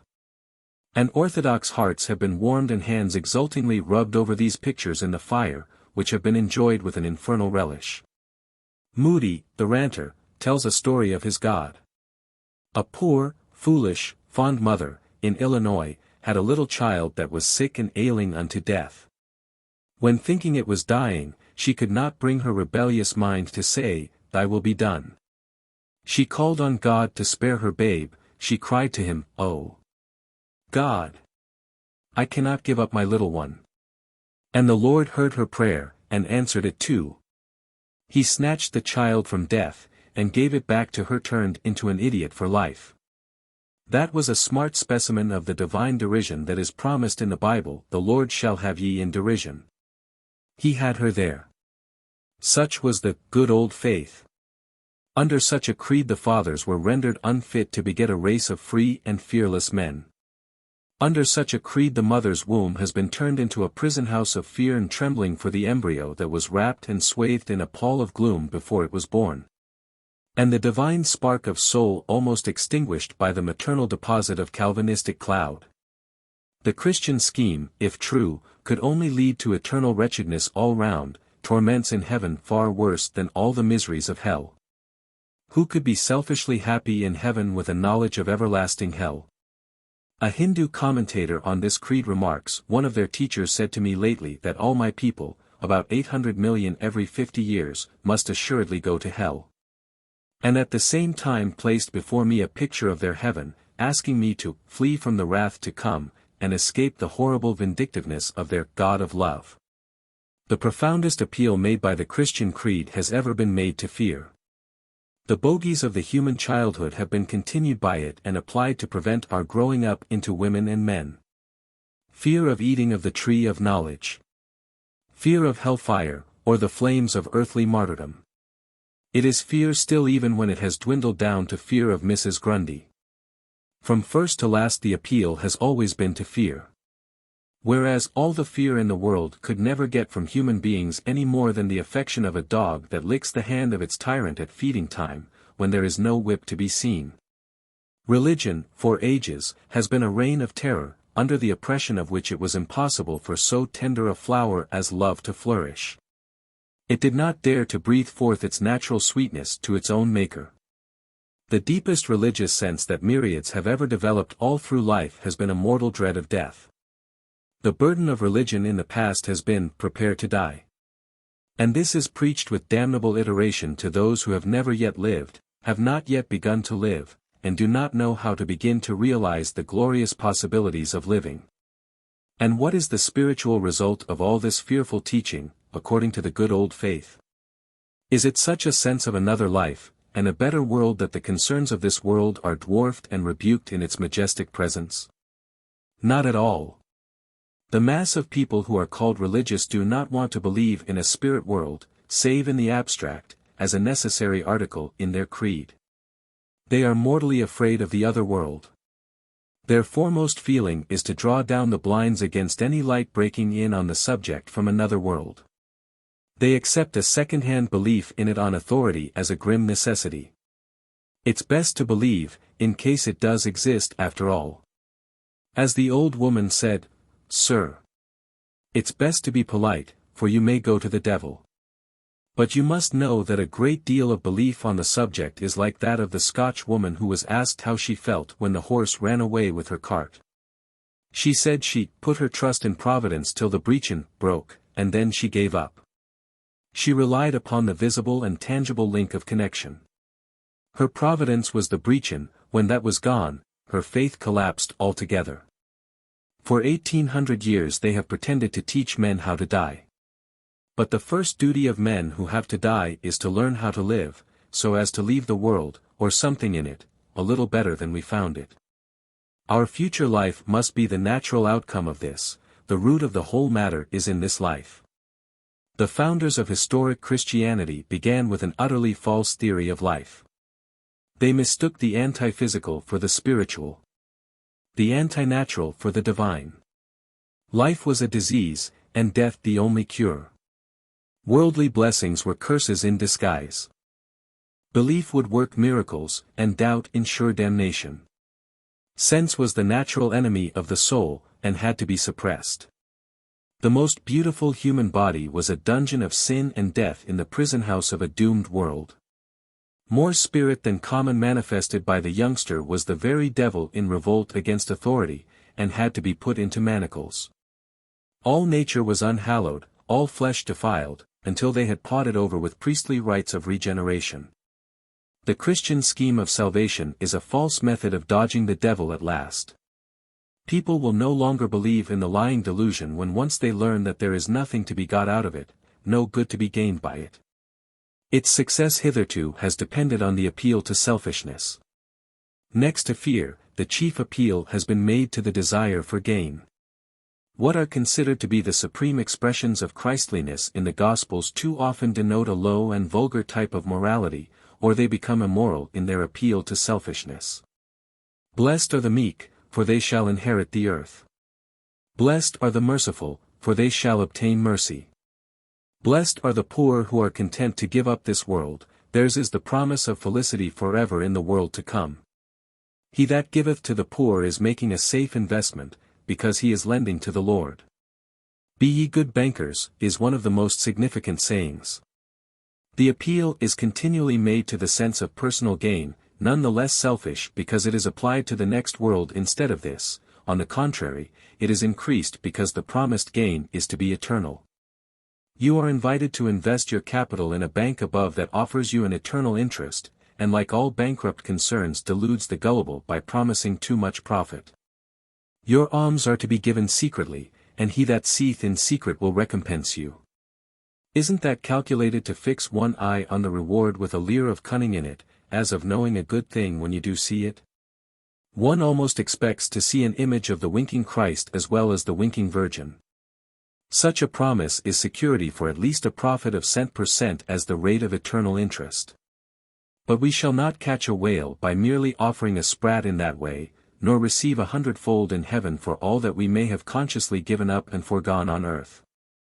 All that is but a survival of primitive teachings, the doctrines of the human childhood, an inducement for the individual not to be at war with society or the church, no matter what laws of nature may have to be sacrificed and violated. And the fact remains to be faced that the teaching is not true. The meek do not inherit the earth, and are not going to. We are not forgiven because we are forgiving. Nature does not keep her books of account in that way. Nor are we allowed to cook the accounts in any such fashion. Our false teachers have been monstrously mistaken. The Lord of all does not carry on the business of the universe as an advertised system of bribes and fines. We cannot outset on one line of conduct that which we have done on another. No death of Jesus can save us from ourselves. It was taught that he came to abrogate certain Jewish laws, but no Jesus can upset the natural law of development. What we are now is the result of what we have been, and what we are hereafter will be an evolution from what we are here. There is no dodging the devil of cause and effect. Belief can work no cataclysmal change in death for all the false teaching in the world. No blood of the Lamb will wash out one single internal blot, no tear of pity can make the stained record white. Nothing but life can work any transformation of character here or hereafter, death does not, cannot do it. All such teaching is entirely false. An old Scotsman, known to me, used to say, I like Paul. Queer soul, I do like Paul. But I dinna like Jesus Christ, I canna like Jesus Christ, they are I casting it in your teeth that he deed for ye, and I dinna want to be deed for. The old fellow's manhood rose in revolt against this salvation of the savage mind by means of blood shed in a vicarious atonement. And he was in the right. We do not want to be died for, and if we did, it would be unavailing. We can no more be died for another life than the law will allow us to be died for in this. Men like Jesus, or Jehoshua ben Pandira, the Jewish political and social reformer, or Bruno, or Garibaldi, or Gordon, or Garfield, are in a sense saviors of the world. They set before us an illuminated image of immortal love. They pull down on themselves, and bear for us, the heavy burden of martyrdom, because of the wolfish selfishness of the world. But there is no salvation possible for us out of the mere act of their suffering. The only salvation is for those who range themselves on the side of these martyrs, and reformers, and forerunners, against the selfishness of the world, to work and change the crude conditions of things, which forever demand the sacrifice of the best and dearest of women and men. When Arnold von Winkelried took the double armful of the enemy's spears into his own breast, it was to make a way for his fellow countrymen to pass on and widen the gap he had made, not for them to stay behind and pat him on the back, or merely subscribe to erect a statue to his memory. That the innocent are continually offered up on account of the besotted selfishness of the many is a fact. That they must continue to be thus offered up, until the world awakes to see this shameful sacrifice of others to save its own selfishness, is likewise a fact. But to erect this into a religious dogma, and call it the divine means of saving men, who willfully continue and necessitate the conditions of society which cause and demand the martyrdom, is about the most immoral and damnable doctrine ever offered to humanity.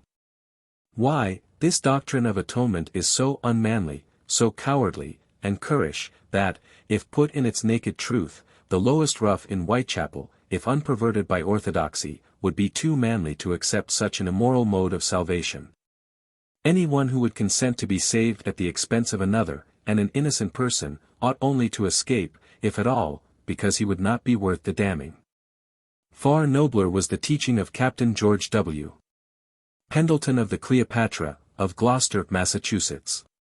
His vessel was doomed and sinking fast, when the boat put off from the Lord Gough with a crew that volunteered to try and rescue the shipwrecked man. But with salvation in sight, the American captain, by agreement with his men, hauled down his own flag of distress. He thought the boat could live in such a sea. I said to my men, shall we let those brave fellows risk their lives to save ours? And they said, no. Then I hauled down the flag. And so they deliberately elected to die first. That was the gospel according to George Pendleton. But this sacrifice of the innocent to save the guilty of others instead of self is the religion of savages. It belongs to the most benighted conditions of the human race, and as such is doomed to die out of any state of true civilization. The doom of historic Christianity is sealed, because it was based upon dogmas against which the highest instincts of the race will forever rise in insurrection, and doctrines that are certain to be rejected by the growing moral sense of enfranchised humanity. From what I have learned of the interior operations of natural law, such selfishness defeats its own end and aim. The only way of helping oneself is by helping others. The only true way of receiving is by giving. The fear of being lost never yet saved the soul of any man. Put aside the fable, and the foolish fraud that has been founded on it, and we are face to face with the fact that man has no power to lose his own soul or damn himself for all eternity. If man be immortal by nature, continuity is not based on morality, however much he may retard development by limiting his life to the lower self, which may be a hell to think of and struggle out of hereafter. Nor is the hereafter a heaven provided on purpose to make up for the man-made sufferings to those who have been deluded and cheated and starved out of their life in this world. If it were so, then Providence would not only be responsible for all the malarrangement and the misery, through not simply allowing it, but for permitting it, and providing for it. Whereas we see the wrong is remediable, the sufferings are unnecessary, and the Christian way out of it is a misleading cul-de-sac. It is like some of the squirrel tracks in the forest with the trail ending up a tree. The orthodox teachings are so false that they have made the utterance of truth a blasphemy, and all the proclaimers of truth blasphemers. Oppose their savage theology, and you are denounced as an atheist. Expose the folly of their faith, and you are an infidel all round. Deny their miracles, and they damn your morals. The Christian rock, not knowing what to say against me that was good enough, charged me with having published a volume of indecent poetry. It was a malicious lie, a real instance of original sin. But that was what the ignoramus said, mistaking me, as I suppose, for Mr. Swinburne. There was something grand in the ancient martyrdom suffered by the heralds of free thought. Whereas the modern reformer has to endure the prolonged torture and ignominy of being kicked to death by butterflies, or gnawed to death by gnats. The religion, founded on misunderstood and perverted mythology, has made everything wrong, and nothing short of an utter reversal, with all nature for our guide and on our side, can set us right. Its apotheosis of sorrow, of suffering and sacrifice is entirely false, because these are on account of that which, like the fall of man, never really occurred, and weeping over that which is not real is nothing more than a waste of water. Nature offers no evidence that man was meant to moan as a miserable animal. It is true that sorrow and suffering may purge and purify the life, and add a precious seeing to our sight. That which gives the wound may deposit the pearl. The iron of a steadfast soul has frequently been forged in purgatorial fires of pain. The greater the pressure from without, the more has it evoked and evolved the rebounding spirit from within. But that is because there is a power which can turn all experience to account if our life be right in its root relationship. And human life will always have its full share of sorrow and suffering. But nothing can be falser than to try and found a religion on sorrow and suffering, by the representation of this world as destined to be a vale of tears, which we are bound to grow anxious to get out of as soon as we recognize that we are in it. No. It is not in sorrow, but in joy, that we can attain the greatest unconsciousness of self, and live the larger objective life for others. We learn as we come to a knowledge of joy, that all sorrow and suffering are but the passing shadows of things mortal, and not the enduring or eternal reality. When no longer darkened or eclipsed by the false creed which has benighted our minds and totally obscured so many natural truths, we can see to the end of these shadows, we can overlook them in the larger intellectual light of a truer interpretation of the necessities of evolution and of the human environment. If nature has one revelation of truth to make more plainly apparent than another, it is that her creature, man, is intended for health and happiness here, in this life, and not merely hereafter on condition of suffering here. Pleasure is the natural accompaniment of our creative and productive activities, and the human likeness of life itself is conceived and imaged in delight. Health, physical or mental, means happiness. And everywhere the pull of the natural forces and elements are on the side of health, and, therefore, of consequent or premeditated happiness. Children of the blind who never saw, being born to see, and the children of the deaf-mutes being born to talk. That delight in life was intended by means of health and happiness may likewise be read in the stern punishment administered by nature for every breach of natural law by which we injure our health and destroy our happiness. And, lest the personal memory of the fact for one generation should be too short-lived, the results and effects of the violated law are kept before us, in some cases from generation to generation, not as gibbets for mere vengeance, but as signposts pointing to the way of reformation. Health is intended, and happiness is the result. It is the happy who will be moral, not the miserable. Now, the Christian scheme would make us miserable, in order that we may be moral here and happy hereafter. Whereas nature says, be happy here and now, by learning the laws of health individual, social, political, universal, by getting rid of all opposing falsehood, and establishing the true conditions for evolving health and happiness everywhere for all.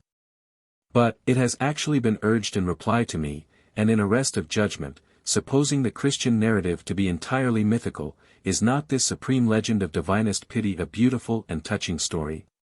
Yes, and the more beautiful the deceit, the deeper the delusion. If it were only a dramatic representation, the plea would apply. But this thing has no meaning if it is not humanly true. The supreme legend of divine pity. That is pity for a fallen race on the part of a supposed deity who damned mankind forever for the stealing of an apple. Why, our own unpaid magistracy who are not over lenient would not have made more of it than a matter of 14 days, or a month at most. Suppose you do touch the heart of the world upon false pretenses, even to the extent of drawing a tear from John Morley, or getting a perfumed pastille offered up as a sweet savor in sacrificial smoke by Renaud. Where is the gain when once the falsehood is found out? As soon as the theological Scotsman discovers that his foundations of belief in the fall of man, in predestination, hellfire, and eternal damnation are false, he naturally takes to whiskey. And maybe for the rest of his life cannot find a brand that is quite fiery enough. The illusion of false ideals is always at war with reality. The Christ of the Gnostics was a true ideal, possible to all men. But an historic Christ is a false ideal. Where is the sense of supposing a God sliding down to earth on a ladder with no steps to it, and then asking us to walk up minus the foothold? Also, it is in vain we set up an objective ideal for outer worship of that which can only be a reality within the soul. The God-man of the Gnostics was not a man-God, but the God or divine nature in man, which represented the spiritual image of the invisible God, the formless in our human form. Not in our human form of individual personality as an historical Christ, or Horus, or Buddha. That was but the symbolical presentment of the matter. The historical realization was meant for all men and women, not for one man Jesus, or one female Sophia. We do not want to be beguiled, or to have our children deceived any longer with the most beautiful biography of the man in the moon, who came down too soon, and whose second coming has been looked for so vainly during 1800 years. We are in search and in need of some truer illumination than moonshine. Having discovered that these beautiful legends are mythical and non-human, we do not want the little ones to be misled for life by false teachings before ever they have learned to think. The illusion of false ideals is the magical glamour with which Mephistopheles seduces the soul of Faust. A woman who sent to the lending library for a book that would make her cry, was in search of a false ideal in a world brimming over with bitter reality. A minister of the gospel had been telling his little boy a tale that was full of human interest, and the child had been deeply affected by it, but looking up, with tears in his eyes, he asked, "Is that true, Papa, or is it only preaching?" Poor child! He had heard so much from the same source that he had looked upon it as being not necessarily true, but only preaching. That child's position is ours. By all we know, the story is untrue. And we have done forever with the old wives' fables and romances of mythology as a foundation for religion. We have done with a word of God that is in fatal opposition to his truth as manifested in nature. We have done with the very God himself who, when traced to his origin, is found to be chief one of the 7 devils or elementals of mythology, and who is quite worthy of that origin in many aspects of his character. We have lost the power to make believe and deceive ourselves further in this matter. It cannot be too often repeated that the foundations of the Christian faith were laid in falsehood and ignorance. The fall of man in the beginning was not a fact, and consequently there could be no curse. It is but a fable misinterpreted, and the redemption of the New Testament is based upon a fable in the Old. There is no virtue nor efficacy in a vicarious atonement, and no priesthood ever had or will have the power to forgive sin, to break the sequence between cause and effect, or to evade the nemesis of natural law. When the great delusion comes to an end, its true epitaph would be, "This was a fraud founded on a fable." Meanwhile, the Church that continues to put forth this scheme of salvation and impose it on the public at the expense of the nation, some 8 or 10 millions annually, ought not only to be disestablished and disendowed, it ought to be prosecuted for obtaining money on demonstrably false pretenses. We are often told that our civilization is infinitely indebted to Christianity. But on the other hand, it could be shown that Christianity has been infinitely indebted to civilization, because it became the adopted religion, the official religion, of the races that happen to be in the swim and current of European progress. Indeed, our European progress has been in exact proportion as the civil law and pre-extant common law have got the upper hand of the ecclesiastical usurpation. What did Christianity do for Italy, its birthplace? If it was such a renovator of the ancient worn-out world, why did it not renew old Rome when its salvation had been adopted? What did it do for Greece? For Egypt? For the Mexicans? For any of the ancient races or civilizations? As Gerald said truly, we owe much to the Jews, but what do the Jews owe to Christianity? Its success has been as a parasite fed on the life of the recent races. The line of renewal was that of the races, whereas all the good results have been claimed for the Christian creed. Thackeray was once attracted to an elderly gentleman at table who was in the habit of maintaining that everything really good or great in modern literature came directly or indirectly from Pindar. At all events, said one of the guests, Pindar did not write Vanity Fair. Yes, sir, said the old gentleman with his customary assurance, yes, sir, he did. In the highest and noblest sense, Pindar did write Vanity Fair. In like manner it has been the custom to label every virtue as Christian that had been evolved as human, ages and ages before our own era, at which time every good thing was redated, christened, and renamed, as if it were the result of an historical Christ. Indeed, one expects to hear of the elements of pure air, fresh water, and clear sunlight being christened under this name, in the same way that the well-known healing by means of mental medicine, which was practiced by the pre-Christian races, has been designated Christian healing. We shall probably have Christian lunacy or Christian idiocy. Yet the fact remains that the direst, bloodiest enemies of the human race in Europe have been the most besotted supporters of the doctrines called Christian. On the other hand, if it were possible to eliminate from the factors in European civilization the direct worth and hereditary influence of those free thinkers who have not accepted the historical Christian creed, what, think you, would remain of the progress that was made during many centuries? The only hold the system has ever obtained on the most intellectual of men has been the hold of the rack, the death grip of the stake, and the embracing fires of martyrdom. Has it ever struck you how little the great minds of the past, the Shakespeares and Goethes, those serene creators of immortal things, troubled themselves about Christianity? How loftily they tower and overtook it! What preacher from the pulpit ever thinks of arraigning the present social conditions as based on the rights of the stronger and the wrongs of the weaker? On the contrary, it has been accepted as a divine arrangement that suffering humanity was the cheapest thing with a never-ending supply for manuring the soil, for the greasing of wheels, for coining money out of. They never question whether this is the right basis of the national life. They rejoice in the scriptural assurance that the poor ye have always with you, on purpose to keep down the price of labor. Or, we may add, keep up the supply of children to the brothels of the rich, at the lowest possible figure. Christian civilization today is compatible with such a state of society as was recently revealed by the Pall Mall Gazette. We have been assured that the one great sacrifice of the Son of God did put an end to individual human sacrifice. But Christianity has been compatible with the masses of the people of Europe being offered up forever in one great sacrifice. And what matters the mode, if you are sacrificed? Honey and milk are sacrificed to thee, kind Hermes, inexpensive deity. But Heracles demands a lamb each day, for keeping, as he says, the wolves away. What matters it, meek browsers of the sod, whether a wolf devour you or a god?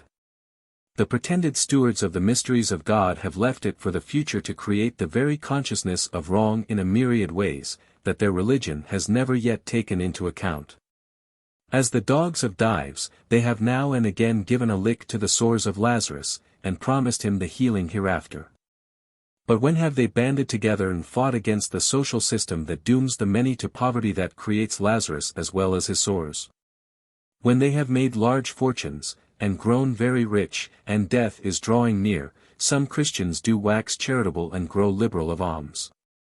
They do build large and comfortable houses for broken-down paupers to die in. They do supply hospitals for the refuge of those who are ailing and afflicted. But a good deal of the money has been donated for hellfire insurance, and perhaps these paupers were left all through their working life to pig together in hovels and slums, the breeding places of pestilence, which were sure to create the diseases you treat so generously when too late. They starved, and suffered, and sickened, that wealth might accumulate for others. Peabody bequests are all very well in their way.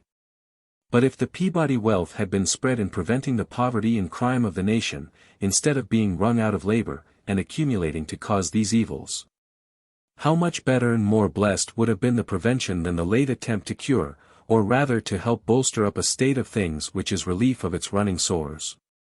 We do not want to become paupers, as we must ever be if we are to be forever pauperist. On reading lately that Belgravia had turned out to carry its broken victuals round in scrap carts to the starving poor, I declare it struck a glow of shame into my face as if I had received the insult of a blow. To think of the unnecessary necessity. You need not wonder if the poor should damn the charity that is offered to them in the name of religion, as a bribe for them not to ask for justice. Or that they should turn a deaf ear to all talk about the bread of heaven when they lack the bread of earth, or the milk of human kindness when their babes are perishing for lack of a little morning milk from the cow. It is here that Christianity, after 1800 years, is an utter failure, and these are some of the things the coming religion must go to the root of to be of any use for this world or any other. I know a poor old man in England who, for 40 years, worked for one firm and its 3 generations of proprietors. He began at a wage of 16s per week, and worked his way, as he grew older and older, and many necessaries of life grew dearer and dearer, down to 6 shillings a week, and still he kept on working, and would not give up. At 6 shillings a week he broke a limb, and left work at last, being pensioned off by the firm with a 4-penny piece. I know whereof I speak, for that man was my father. At the same time, as you are well aware, during those 40 years any possessor of capital might have put it out to usury, and without lifting a finger himself it would have been quadrupled.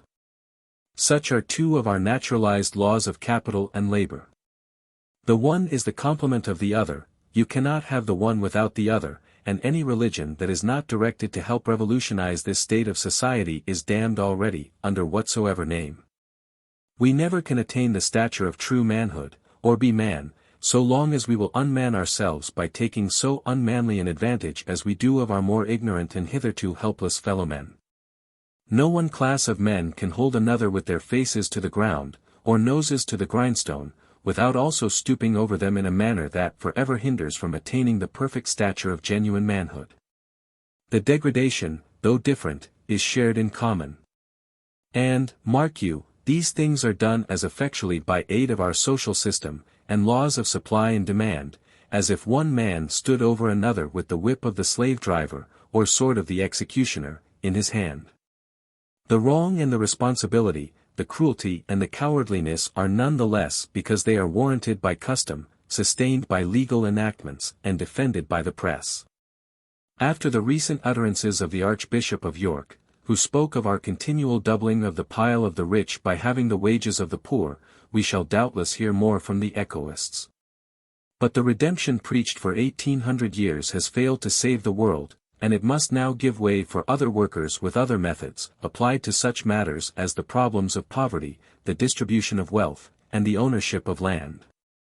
In vain will they claim and christen every good work of cooperation, communism, or socialism, as Christian by name. The good Lord Jesus, as an objective Savior and historical Christ, has had his day. Our science, applied to civilization, will part company more and more with the found-out fraud, and will help to carry it no further. Its triumphs will not be made or allowed to support the Christian delusion in the future any more than in the past. And what is the chief cause of this novel interest in the churches on behalf of the poor today? Is it not fear that the new electorate will reject the orthodox system, and that their political influence will prove fatal to the church? And now the question is being asked, what is going to take the place of the cast-out faith?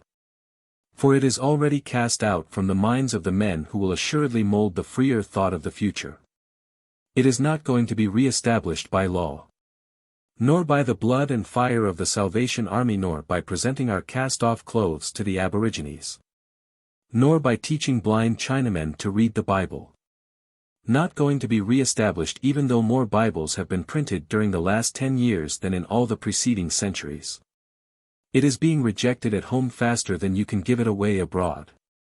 We have had our religion based on belief in a God who cared an infinite deal more for a few apples than for the eternal damnation of myriads of immortal souls, a God who played fast and loose with the laws of his own nature and creation.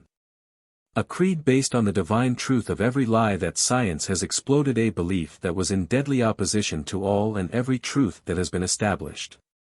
A good old faith, which is a fraud so far as being saved by it goes, founded upon a legend misinterpreted. And at last the old grounds of belief are breaking up rapidly.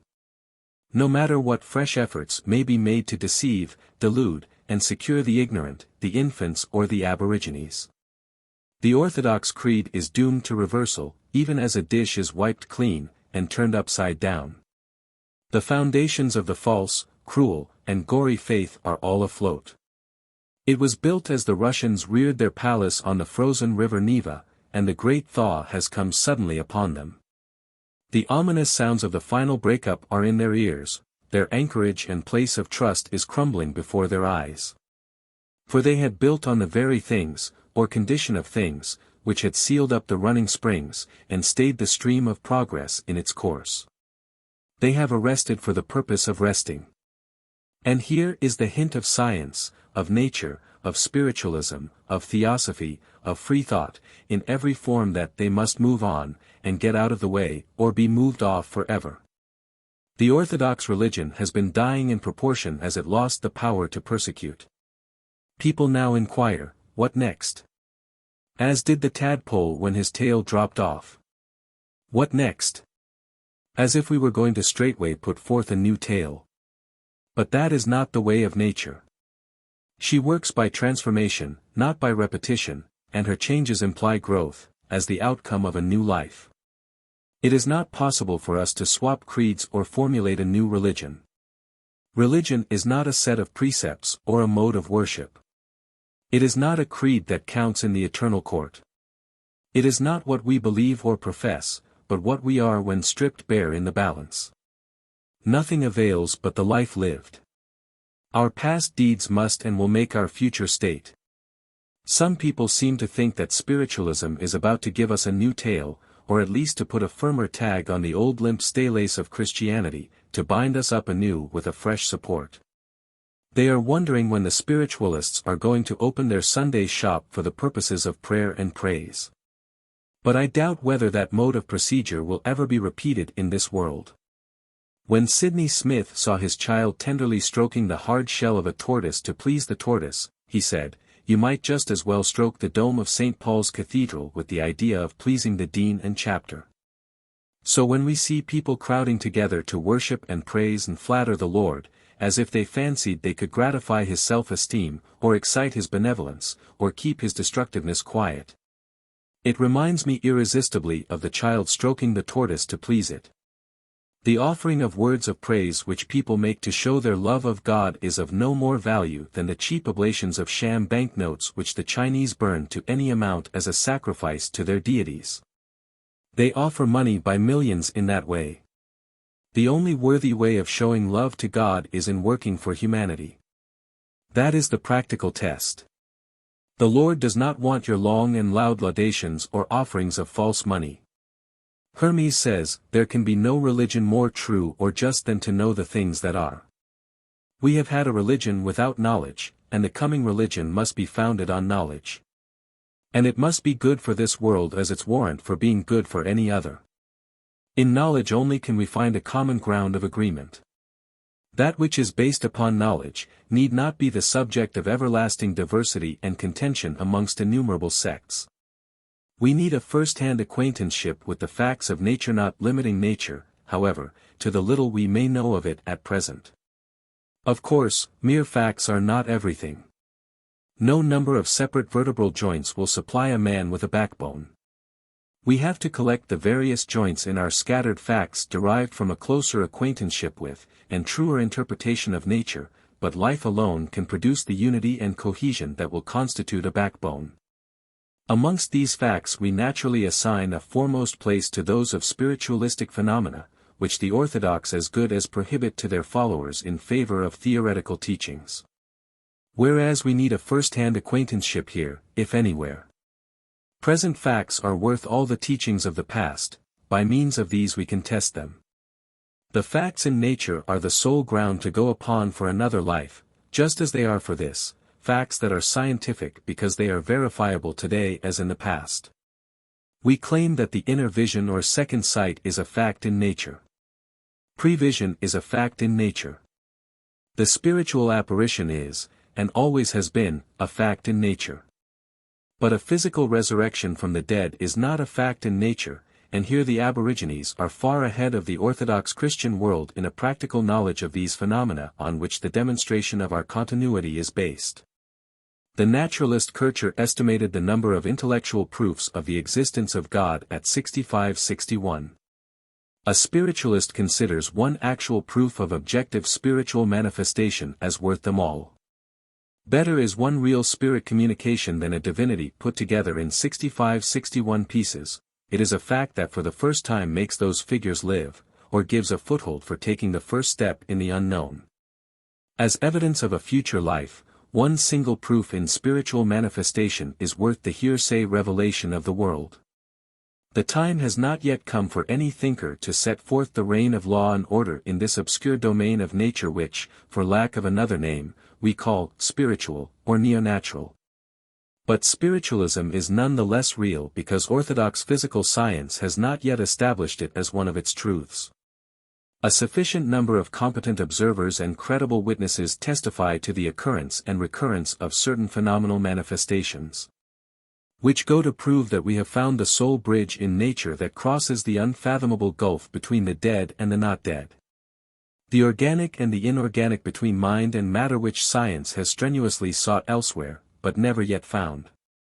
1,000,000 of us know that the cable is laid between the two worlds, and the messages prove that there are intelligent operators at the other end of it, who can send us messages in human language. We know that the so-called dead are living still, however difficult it may be, and is, though not impossible, to establish their personal identity. We know they can communicate with us and we with them, objectively as well as subjectively, and that the objective phenomena enable us to comprehend the true nature of the subjective, to accept and to found upon it inferentially. We know they can establish a rapport with us more rare and potent than we can with each other in the body. Some of us have felt and handled and heard that which was invisible to our sight, in the presence of those who could see and describe the forms and motions of that, or of those, which we only felt and heard. And so we can put our evidence together, and draw the necessary inference. Buckle has said, the doctrine of immortality is the doctrine of doctrines. A truth compared with which it is indifferent whether anything else be true. Anyway, spiritualism alone offers the means of establishing it as a fact. Spiritualism alone offers a scientific basis for a doctrine of immortality. The phenomenal spiritualist stands level-footed on the only ground of fact that is, or ever has been, offered by nature for human foothold in the unseen. Spiritualism alone reveals a bridge on which we can get any bit of actual foothold for crossing the gulf of death. The spiritualist makes connection between the two worlds, and runs his trains of thought right through. Indeed, the two worlds are but one for him, they are not two, any more than the railway runs through another world by night. It is but one world after all, with two aspects. The daylight part of it is but half revealed by day, and the dark side is but half concealed by night. The phenomena called spiritualistic furnish us with a means of interrogating nature in such a way that it is sure to revolutionize all our mental science psychology, philosophy, metaphysic, and theosophy. These phenomena show us that we have other and profounder facts to go upon than those hitherto included in our data. Realistic phenomena, not merely idealistic facts in place of faith. Spiritualism opens up to our vision a power that operates upon us, and through us, and makes use of us whether we will or no, whether we are conscious of its presence or not, our recognition being unnecessary to its existence or operations. Spiritualism shows us how the soul of man may be fed with a sustenance drawn from the well of life within us, that is penetrated and replenished from eternal springs. And we maintain that these phenomena, called spiritualistic, which have no relationship to the miracles of misinterpreted mythology, and these alone, do actually demonstrate the natural nexus for the continuity of life. And the next step upward in human evolution. Some of our freethought secularist friends seem to suffer from rabies on the subject of a future existence. The very idea of it drives them frantic. And that which is as the water of life to others only serves to aggravate their symptoms, and make them rage more furiously. The editor of the Melbourne Liberator says it is a swindle of the worst description to keep up the farce of a future life. Now, I think we know that there are facts in nature which warrant the inference of another life, and simply as facts I would have them made known. Without the facts we cannot know the truth. Anyway, there is no warrant for those who do not know that man has a soul to dogmatize and teach that men have no souls, or that there is no future life. Those who do not know can have no right to pretend to know, and such pretensions of the negational dogmatists constitute a positive imposture. Whosoever owns the head, you cannot quite bring a knowledge of all things pertaining to the ultimate reality under one hat. The agnostics show more modesty. Professor Huxley says, agnosticism means that a man shall not say he knows or believes that which he has no scientific grounds for professing to know and believe. So say we. Only we claim to have scientific grounds for knowing. A crude materialistic interpretation of the universe bottoms nothing. There is eternal motion, there is eternal life. There is a being beyond appearance. There is a consciousness that coordinates the means to attain the ends, with power to turn to account all that occurs in the sphere of so-called human free will. There is intelligence involved in all that is intelligible. All who break the laws of nature do so under penalty of punishment. They learn sooner or later that there is a lawmaker, whose ministers and agencies will dog the lawbreaker. However we may deny the lawmaker, we cannot evade the law. False spiritualism merely begets a craze after another life. But a true spiritualism will turn our attention to this life, and help on the work of this world. Spiritualism enables us to call in the new world in our rectification and adjustment of the wrong done in the old, somewhat like calling in troops from the new world of the colonies to fight the Battle of England in the old. It has come to quicken a keener conscience in the human race, set up a loftier ideal of life and a nobler standard of appeal than fear of punishment and hope of reward. For me, spiritualism means an aid in the certain overthrow of all false dogmas and lying legends, which have been imposed upon men, and are still imposed upon the children, in the name of God. Science has been driving in its splitting wedge with a mighty ripping and rending of the ancient beliefs. But with spiritualism the wedge is alive, and takes root just as the seed of the Indian bow tree is so vital that when it is sown singly in the cleft of some lofty tower or fortress, and a drop of moisture and a smile of sunshine have caused it to quicken, it will shoot out and lay hold of the stone with its feelers and strike root to make its way down the walls to the earth outside. And laying hold of this it gathers strength and grows mightily, and sends back such force to its birthplace that the walls are rent. And the temporary resting place betwixt earth and heaven is shattered in favor of the newer rootage and firmer foothold upon this more nutritious and life-giving ground. So will spiritualism lay hold of the larger substance of reality, and inevitably rend the barren stone walls of the establishments into fragments. Minute enough to be ground down into the new fresh soil in which it is destined to flourish and bear fruit in the freer, larger, loftier life of a nobler human race. Spiritualism will help to break up the sacerdotal ring of priestcraft that has hemmed the people round with terrors and strangled souls with fear. It is rapidly abolishing the tyranny of death, and restoring freedom for life to those whose whole living had been turned into one long dread of death. Spiritualism will have done a great work, if only by destroying that craven dread of dying which has been instilled into us from before birth. The child in embryo having been made to feel and embody the mother's shudderings at the frightful language used by the torturers of souls, who fulminate their cruel formulas from the pulpit. If it sets us free to do our own thinking as rational men and women, who have so long and so profoundly suffered from the pretensions of the sacerdotalists, who continue to peddle, in the name of God, a system of delusion, the foundations of which are to be discovered at last in misinterpreted mythology. Against which system of false teaching I, for one, am at war to the death, with any and every weapon I can lay hands on, including this most potent weapon, the sword of spiritualism. Spiritualism is sure to be terribly iconoclastic.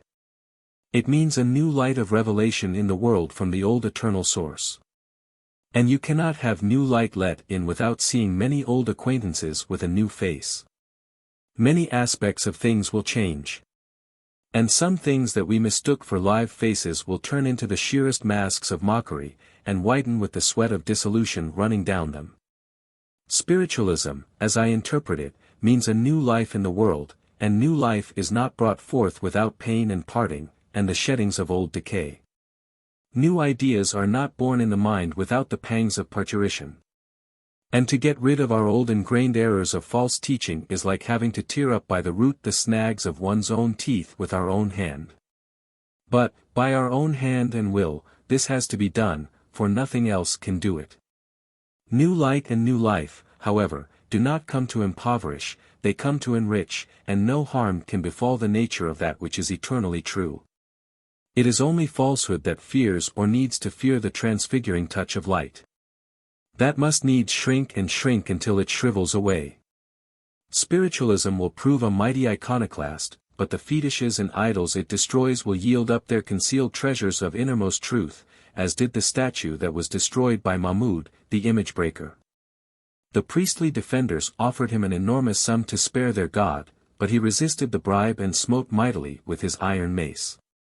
Down fell the image, and as it broke there rolled out of it a river of pent-up wealth, which had been hoarded and hidden within. Evolution, for which no place has been left in the Christian system of thought, is of itself quite capable of being the death of that system, but spiritualism will undermine it, and dig its grave, and plant it with another nobler life. Spiritualism has already proved itself to be the greatest solvent of ancient dogmas ever known. It has acted, and is acting, like Hannibal's vinegar on the Alps, by crumbling the most stupendous obstacles of mental progress. The spiritualistic religion is going to conquer because it is not afraid of any new facts that may be dug out of the earth, or drawn down from the heavens. It is bound to conquer, because with it free thinking is no longer on the side of negation. Our old freethinkers were brave men who drew a new breath of freer life through the enlarging lungs of the world, by daring to think freely, braver men than our spiritualists are, who are sadly in need of a fiery course of persecution to test the mettle of their manhood. But on the old material plane they soon came to where their foothold ceased, and they could get no further. The freer thought of the spiritualist gives him arms to swim the sea, and wings to mount the air, when he comes to where the earth ends, and to the materialist there seemed no more solid ground. I have warrant for saying that the only form of free thought that is feared as deadly by the Church of Rome is spiritualistic, which cuts the ground from under it in relation to a future life. We say to them, call it a superstition if you please. Our superstition will be the death of yours. And whenever they come fairly to the grapple we shall see, and our enemies will feel, how the old bones will crackle and crumble in the grip of its crushing power. Spiritualism, as I apprehend it, is going to be a mighty agent in carrying on the work of this world, in producing loftier souls for the life of another world, of which it gives us glimpses on the way. Let me tell you that this despised spiritualism will put a light into the one hand and a sword into the other, that have to be flashed in on many dark places, and through many a dungeon grating of humankind. In spite of the birds of night that may hoot at the light, and blaspheme against its brilliance. There is a cry of womankind now going up in search of God. Sometimes accompanied with a clasping of hands, at other times with the clenched fist, and it behooves all men to know what it does really and rightly mean. It may be found to imply more than woman suffrage, it may signify woman suffering. Suffering from what, do you reply? Do we not keep her, and clothe her, and are we not prohibited, or were under the good old English law, from beating her with a stick that is thicker than your middle finger? It may be that the brute ideal of the savage is getting to be a worn-out type here as elsewhere, and that there is a desire for a more refined and intellectual form of manhood in the intimacy of married life. So far from woman having been the cause of any pretended fall of man, she has been the true savior of humanity. Or rather, the main instrument for saving, because more open to the divine influence, which I hold to be forever working to prevent the propagation of man's worser moods, and the personification of his baser self. Often has she tried to hinder man when he was devilishly bent on defacing the coming image of the divine. And this alone, with her back to the wall, in places where there was no law on her side. How many idiots, think you, are born into the world through drunken fathers? Idiocy is an arrested development. Drunkenness is also an arrest of the soul in its brain action, which means that the idiot child is often a tiny, pitiful image of the father who was in a state of moral idiocy. The spiritual life was arrested. And there is as great a deficiency of soul as there is of blood in the brain when you swoon. It is a moral swoon made visible and permanent in a hidden effigy of death in life. Lucky if the paralysis be so complete that a great criminal is not let loose on the world in active, instead of helpless, idiocy. I only dare hint at the things which are done in the world to the knowledge of women, and you need not wonder if now and again there rises the shrill, protesting shriek. Some of my readers may have seen specimens in Greek and Italian art of what man has done to gratify the lust of the eye that he might perpetuate the lusts of the soul, and gloat over his own moral deformity. Immortalized by the utmost cunning wherewith art could animate the most precious forms of inanimate nature. He has set the image of his own corruption in the shining mirror of a stainless jewel, and figured forth his moral deformity in the luster of a gem. Think of giving the worst kind of human disease to a gem. He has cut the devil of his beastlier self in the diamond, enshrined the libidinous satyr, tongue-lolling and leering from a sapphire's azure heaven. Made the innocent emerald flush the face with the reflection of what was enacted in its green coolness, called up spirits of all uncleanness in the purity of a crystal. All this was very bad, very horrible, this corruption of art for the delectation of the beast with a taste in man. But what was such degradation at its wantonest and worst compared with that of a drunken man, no matter with which passion he may be aflame, furiously stamping his own hideous face, and the features of his vice, on that form of humanity which he so darkens and defile as to well-nigh blast or blot out of it the image of God or man altogether. These jewels of life, these creations of love, to be thus brutally defaced in such a cruel way. It is horrible, most horrible. Enough to make all womankind, all motherhood, nay, all manhood, rise in revolt against it, and sicken, and spew it out. If men go reeling to the marriage bed, reeking with the foul effluvia of drink, gross with gluttony, and stained through and through with moral disease. If the children are made from the scum of bad blood into an outer likeness of the inner corruption, what can we expect the men and women to be? If you held a tiny little bird's egg in your hand, how tenderly would you touch it? How protectingly would you fence it round and shield it from all danger? And here is an immortal soul in embryo, susceptible to every influence of the father, every feeling of the mother, looking with all its life to them for its environing conditions. Here then, instead of the ancient damnation of the flesh, we need a religion of the body as well as of the soul, and a gospel of human physics. Hitherto the utmost that has been aimed at scientifically has been a better breed of horses or cattle. We ought to be at least as careful in the bringing forth of human beings. Make the tree good and its fruit will be good, barring certain throws back or sports of nature. The work has to be done from the root, and not by late trying to graft the good on a bad stock. Remember that life comes into the world according to conditions, and the first of these conditions are those of the married life. Human embryology has now to be studied religiously in the light of evolution. If I were a woman, I doubt whether I should consider a smoker, or chewer of tobacco, quite good enough to father my children. The final effect, the supposed beneficial effect of nicotine, is to arrest the decay of matter that ought to be sloughed off in order that it may be renewed. No smoker is so live a man, all round, as he ought to be, or might be. And you can study them in all the various stages and degrees of dreaming, decaying, dying, poisoning the springs of future life, or bringing death into the world. The truth is, that woman at her best and noblest must be monarch of the marriage bed. We must begin in the creatory if we are to benefit the race, and the woman has got to rescue and take possession of herself, and consciously assume all the responsibilities of maternity, on behalf of the children. No woman has any right to part with the absolute ownership of her own body, but she has the right to be protected against all forms of brute force. No woman has any business to marry anything that is less than a man. No woman has any right to marry any man who will sow the seeds of hereditary disease in her darlings. Not for all the money in the world. No woman has any right, according to the highest law, to bear a child to a man she does not love.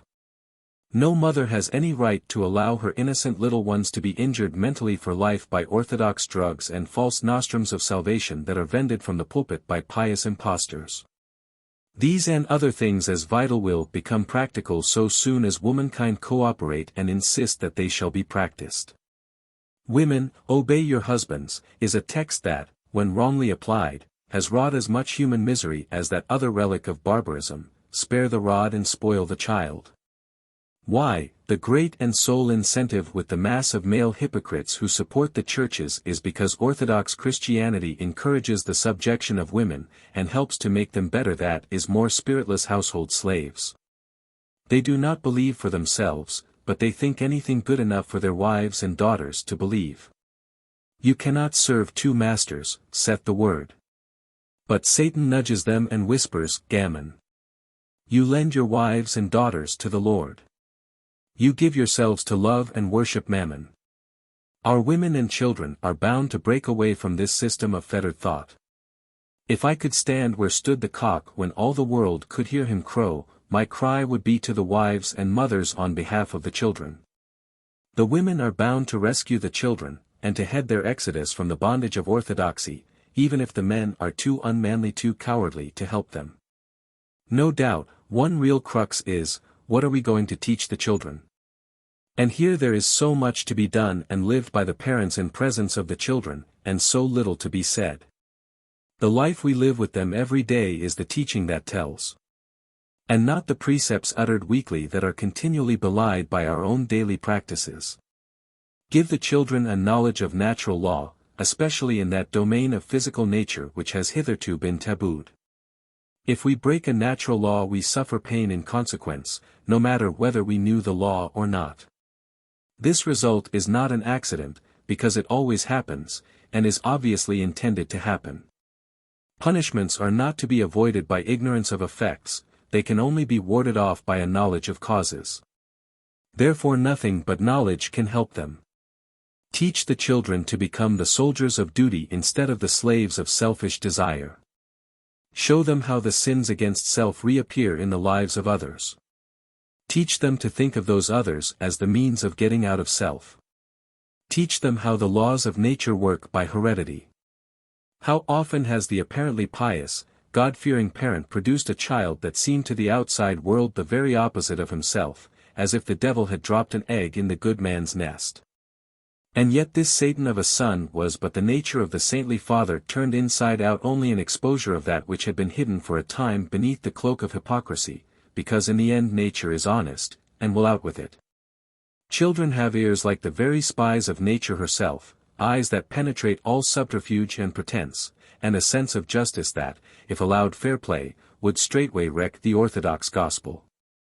Guide the curiosity of the little ones whilst it is yet innocent, and give them all necessary knowledge fresh and sweet from the lips of the mother and father, Mr. Ruskin notwithstanding.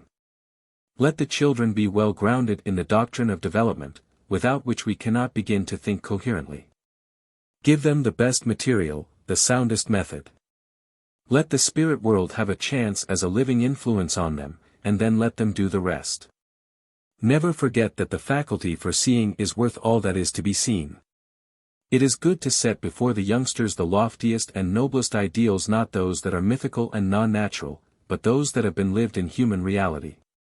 The best ideal of all has to be portrayed by the parents in the realities of life at home. The teaching that goes deepest will be indirect, and the truth will tell most on them when it is overheard. When you are not watching, and the children are, that is when the lessons are learned for life. Possibly my coming religion may suggest a coming revolution. I should not wonder if it does. Anyway, we mean to do our own thinking, and to have absolute freedom of thought and expression. We mean to rescue our Sunday from the sacerdotal ring. But we do not mean that the day of rest and recreation shall fall into the hands of the capitalists. We mean to try and rescue this world from the clutches of those who profess to have the keys and the keeping of the other, they who hold up the other world in front of that beast of burden, the producer, as a decoying lure. Like the bunch of carrots before the donkey's nose, in order that the suggestion of plenty in paradise may induce him to forego his common right to grazing ground on earth. We mean to have a day of reckoning with the unjust stewards of the earth. We mean to have the national property restored to the people, which the churches and other bodies have withheld from the people. We mean that the land, with its inalienable right of living, its mineral wealth below the soil and its waters above, shall be open to all. We mean to have our banking done by the state, and our railways worked for the benefit of the whole people. We mean to temper the terror of rampant individualism with the principles of cooperation. We mean to show that the wages system is a relic of barbarism and social serfdom. That under it labor must remain a slave in the prison house of property.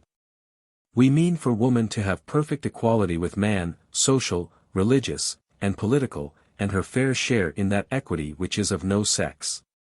We mean also that the same standard of morality shall apply to the woman as to the man. In short, we intend at the redress of wrongs and the righting of inequalities, which can only be rectified in this world, shall not be put off and postponed to any future stage of existence. The religion of the future has got to include not only spiritualism, but the salvation of humanity for this life. Any other may be left to follow hereafter. It has to be a sincerity of life, in place of pretended belief. A religion of science, in place of superstition. Of joy, instead of sorrow. Of man's ascent, instead of his fall. A religion of fact in the present, and not of mere faith for the future. A religion in which the temple reared to God will be in human form, instead of being built of brick or stone.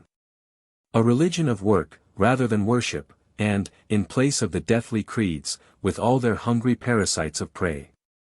A religion of life, life actual, life here, life now, as well as the promise of life everlasting.